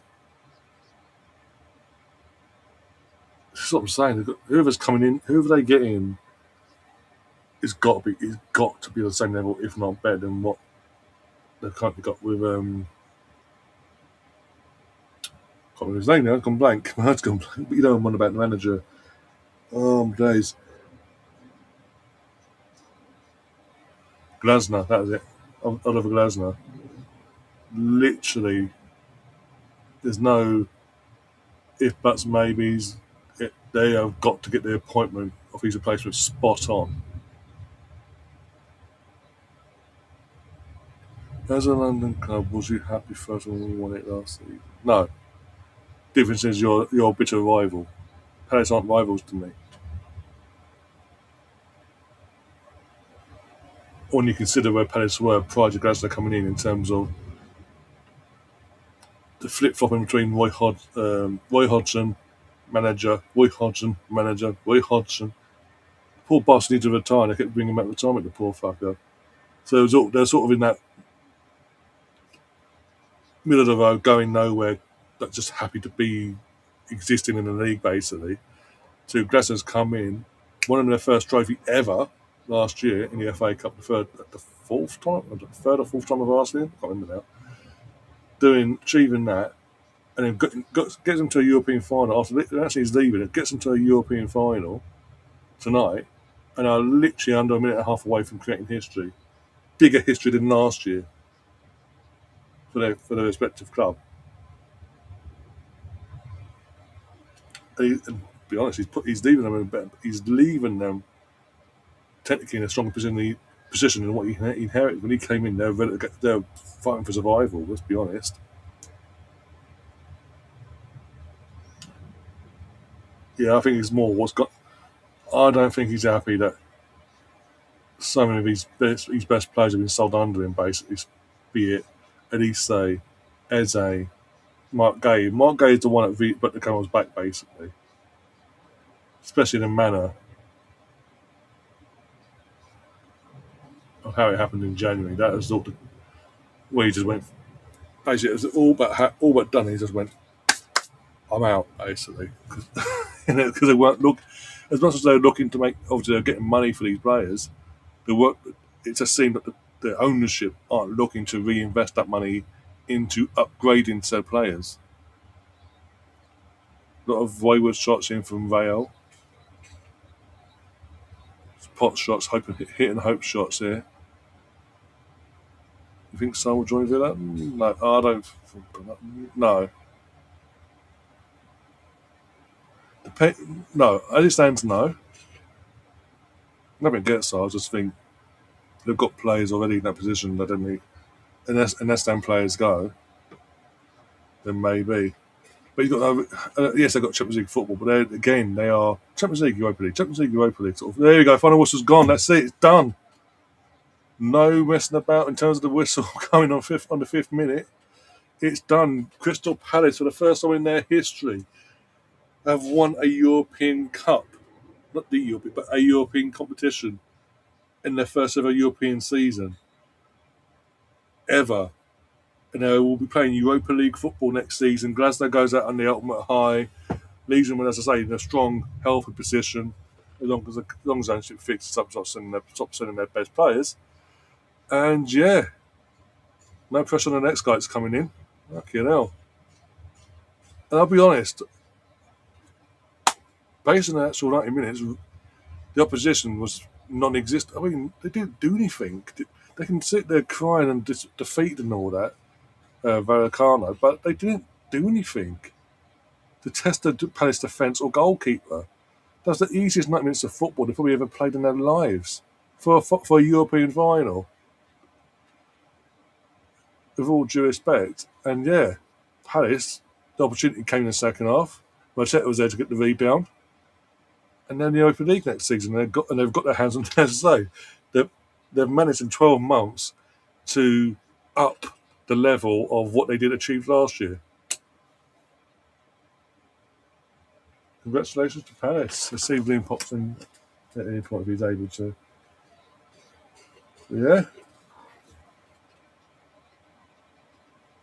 Surely they can't mess this up. Don't leave. By the way, Palace, if you're listening, leave Roy alone. Let him retire in peace. You either get a similar level in manager of what Glasgow is, or better.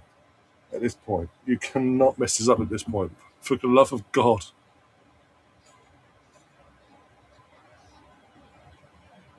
Yeah, I'm going to stay for the trophy lift. Yeah, I'll stay for the trophy lift.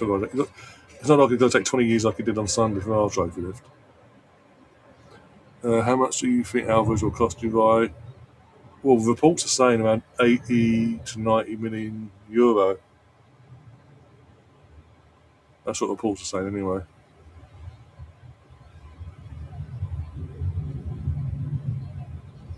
I'd love him to sign. We would have been my dream team. I've always liked him. Wanted him before he went to Atletico, but obviously he wouldn't sell him to us. So they have a thing there. They won't sell any of their assets to us. Any of their assets to us now.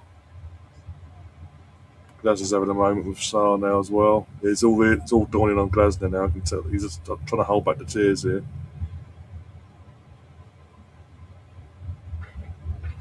I'm sorry that was a pathetic performance from Vallecano. I keep saying that. Pathetic from them. But we've got another English name on the trophy, on the rim of the trophy. Okay, now so we've had West Ham with it, Chelsea with it, now Palace, all London clubs. Yet Tottenham couldn't get out of the league, get out of the group stage in the inaugural season. Couldn't even get out of the group stage. Sorry, and Aston Villa. I know they've won the Europa League obviously this season, but Aston Villa when they were in this couple of years back, 3 years back, whatever, couldn't get to the final themselves. Seems if you're in this and you're a London club or near London, you might have a chance to win it, basically. Someone's having a breakdown in terms of the Palace player. We've got the backup goalie for Palace. No, Vallecano. Just saw an eagle in fact. Really fuck. Not much centres off.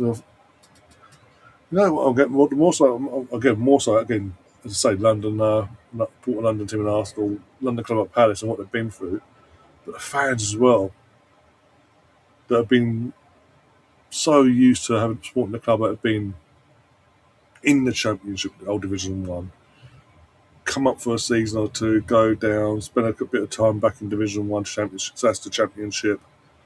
Come back up, happy to be when they do come back up. They're just happy to be part of the Premier League furniture, not really test the waters or do anything. Glasgow's come in and gone, no, no, no. We've got a good enough squad here to do big things here. And what I mean, FA Cup, they want to count it nowadays. I don't believe they should be doing it, but they want to count it nowadays. The Community Shield and the Conference League. In their first ever campaign in Europe, they've won the European tournament basically. And now it's, as I say, it's over to the board now to make the right appointment and basically stop. And basically, just you don't need to be a selling club now.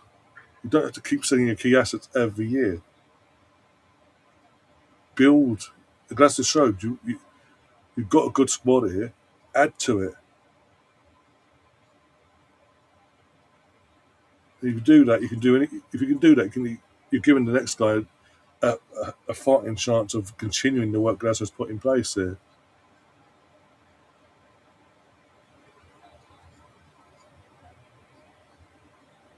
So no pressure on Arsenal on Sunday, by the way. Villa won the Europa League. Palace have won the conference. Over to Arsenal now. Complete the set. And now that's going to end now. Okay, now.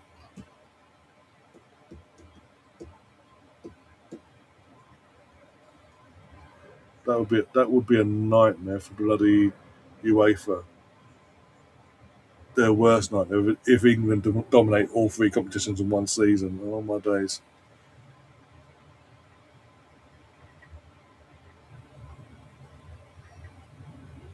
Arteta's having an interview. I should host, and obviously Danny Ward as well. Being realistic, right? Who could? Well, here's the thing with Glasgow, because of the work Glasgow's put in and what he's achieved, especially in the last 12 months in terms of the FA Cup, Shield, and now this, and he's obviously got them by doing what he's done tonight, got them into Europa League. There's no way they can't be in Europa League next season. There's no if buts or maybes on that. None of this. All the Galactic here, the Galactic there crap. They are in the Europa League next season. Why not the guy who just left Bournemouth? Come down to leave the coast of Bournemouth. Come to London. Come to a club like Palace and get backed. Ariola, that's it.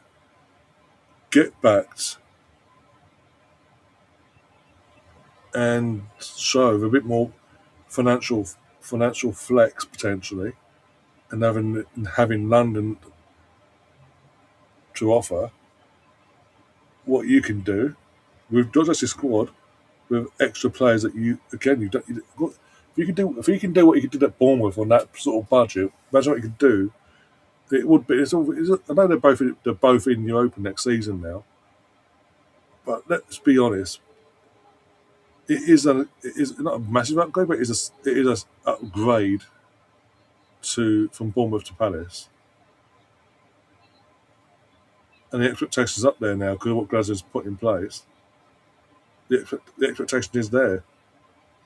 What about Xavi or short manager profile? That's what manager profile. I mean, would Xavi come to the Premier League to club at Palace after having obviously his first managerial stint was? I know he's been in Saudi recently, but his first managerial stint was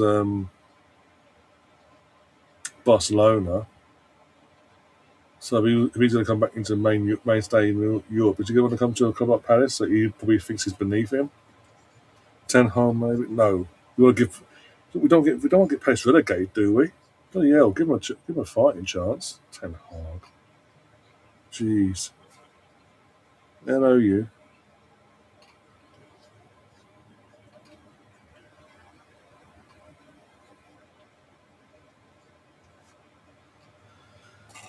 Oh, who else? I'm trying to think who else now. Ariola, I'm trying to fucking think. Not Ten Hag. Not Scott Parker. Fuck. There's another one. You've got to get relegated, Scott Parker. If you don't, not Scott Parker. I don't know, actually. But it's got to be, as I say, it's just got to be someone. Someone of the same ilk or better, basically. It can't just be, you've done all this work now. Now we're going to go backwards in our appointments of the manager, basically, and hope for the best.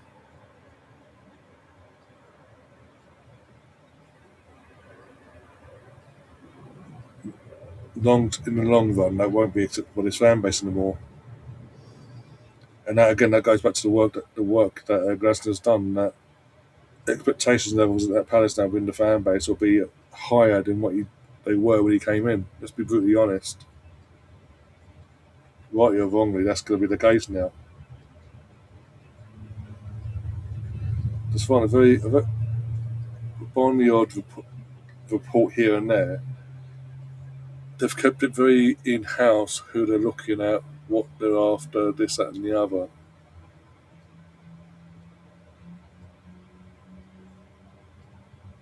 Obviously, time will tell that's a good or a bad thing.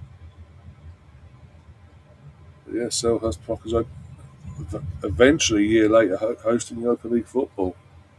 Tyreek Mitchell's getting interviewed now by Ward and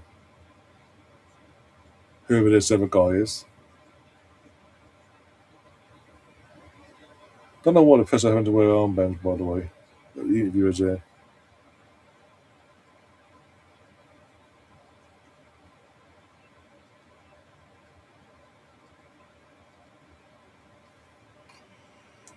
Oh dear. Lay down.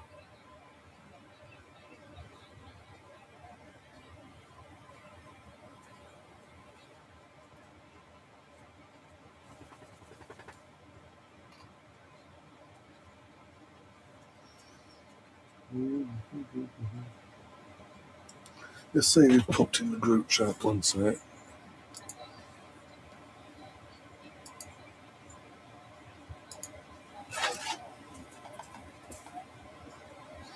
Will you lay down?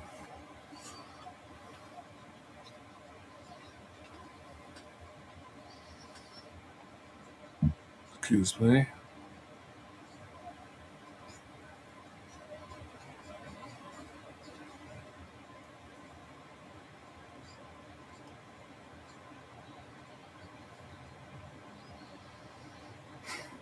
No, nothing popped in that yet. Okay. Has he posted anything? Let's have a look. Here comes the UEFA president with the mascot and the dignitaries that are from UEFA themselves, and obviously Steve Parish as well, obviously the winning chairman, or owner, what you call it. I don't post on any of that, I can't say must. Little one must be driving an absolutely bonkers tonight by the looks of it.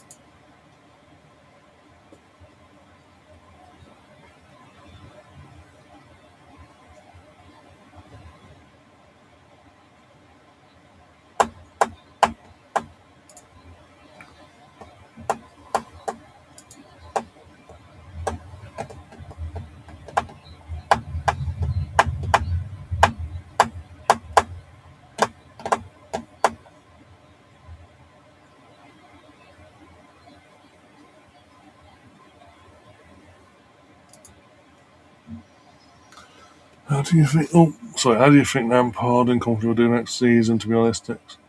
Coventry will be my second team. Come on, Lamps. Do a Sunderland. Oh, well, depends on their ownership in terms of the transfer business they do. First off, needs to be. They need to do some good business in this window, and also it depends on that and the start. What sort of start they get to the season. Do you get all the big gusts straight away? Do you get an even spread?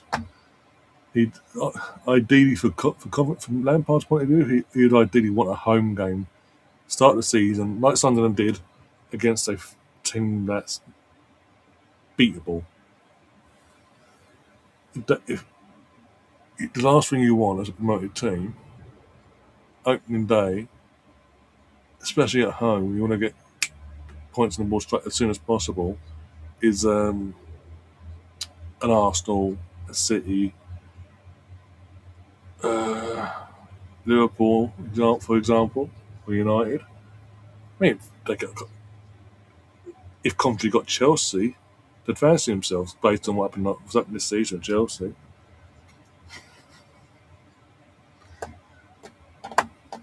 So there's a little dig there. But again, it's to say, more so the first things first, they need to get the business done and not overdo it either, but get the right amount of business done, but also the personnel needs to be spot on, or we could have another overspent, get ourselves ready for another 1 year only, back that will go down, come back again, try and do an Ipswich, or they can try and do a Sunderland, as you say, and actually surprised a lot of people. But you've got to remember, it has been over 25 years since they were last in this league. First time in that stadium as well. Is an adapting period, and it's going to be interesting again. For me, Lampard, he's got to prove to me that he's adapted his managerial setup, his career, and how he wants teams to play. Since his last stint with Everton and all that. Otherwise, for me, is that if he hasn't, and we see that early on in the season, he won't last long. As much as well as he's done to get him in the league, he won't last long there. And for me, it's just like a Scott Parker, basically, where he's a good enough manager at a certain level, and that level is the Championship, basically. As far as I'm concerned, it's down to him to prove me wrong. If I'm sitting here this time next year, commentary, so not just surviving, but comfortably surviving, with games to spare and all that, I'll hold my hands up and go, you know what, I got it wrong. He's done a great job there, did a bit X, Y, and Z. But yeah, we'll go from there. Glasgow's getting the slip and slide treatment, apparently, before they go up for their medals. And now Glasgow, by the way, he won the Europa League of Frankfurt a few years back against Rangers. He's now won the Conference League. So he's got two winners' medals in UEFA competitions. He'll be now looking for a Champions League club to complete the set as soon as possible, basically. Today, not too bad. It's been a bit of a breeze today.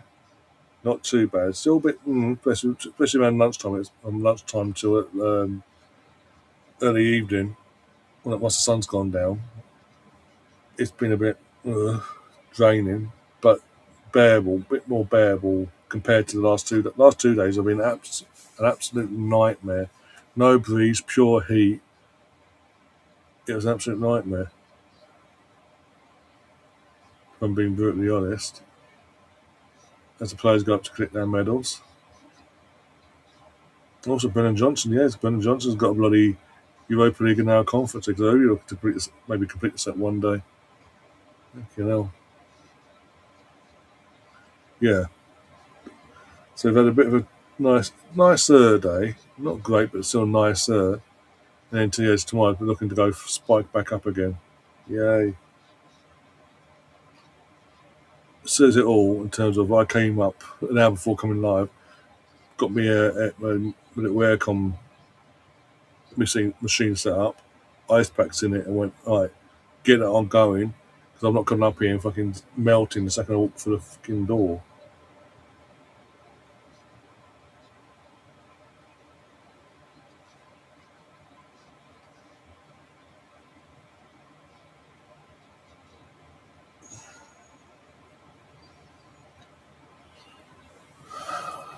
go.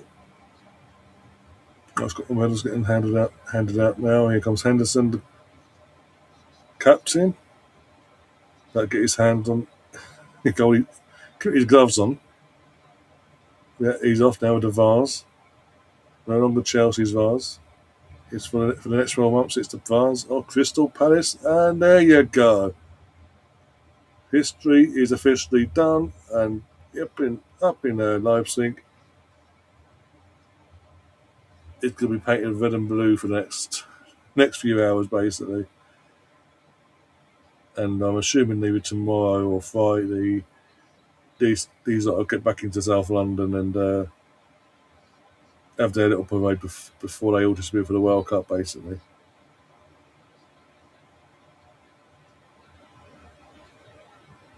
Congratulations again. Congratulations to Crystal Palace.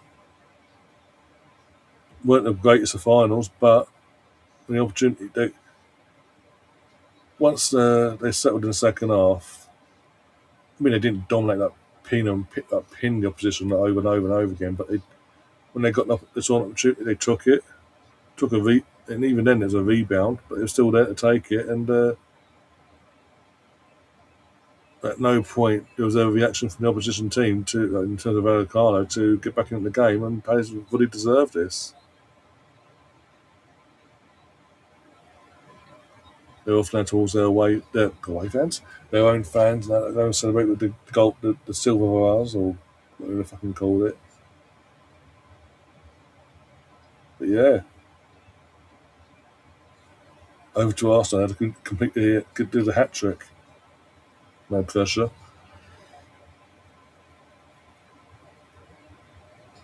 And yeah, good luck to Grasner, basically, from a neutral point of view. Good luck to him, and see what the future holds for him in terms of where he goes next.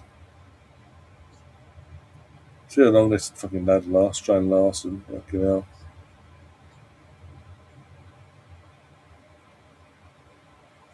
But yeah, Paris and the gang, do not mess up the appointment. You've got to get the appointment spot on, my friend, at this point. Or again, because they're in the fan base now, you know for a fact that the standards would have been risen like you wouldn't believe. They won't accept, with all due respect to Roy Hodgson, they will not accept a Roy Hodgson appointment anymore. Ilk appointment.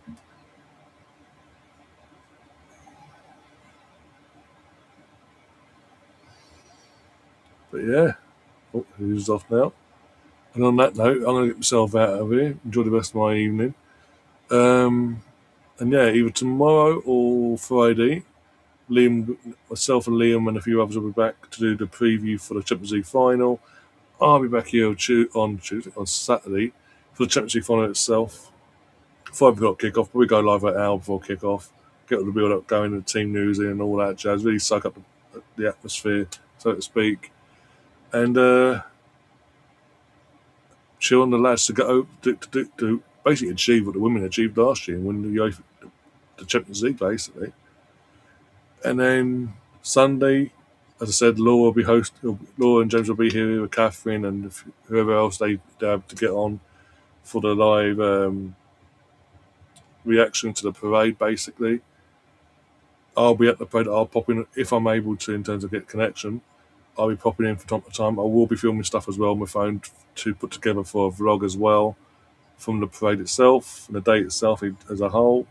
That'll probably go out on Monday, early Monday morning, Monday afternoon, lunchtime, whatever. I'll keep you updated on that and then go from there, basically.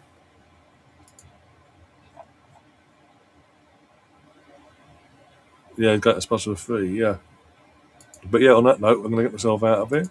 Take care, guys, and as always, up the Arsenal. Come on, you Gunners.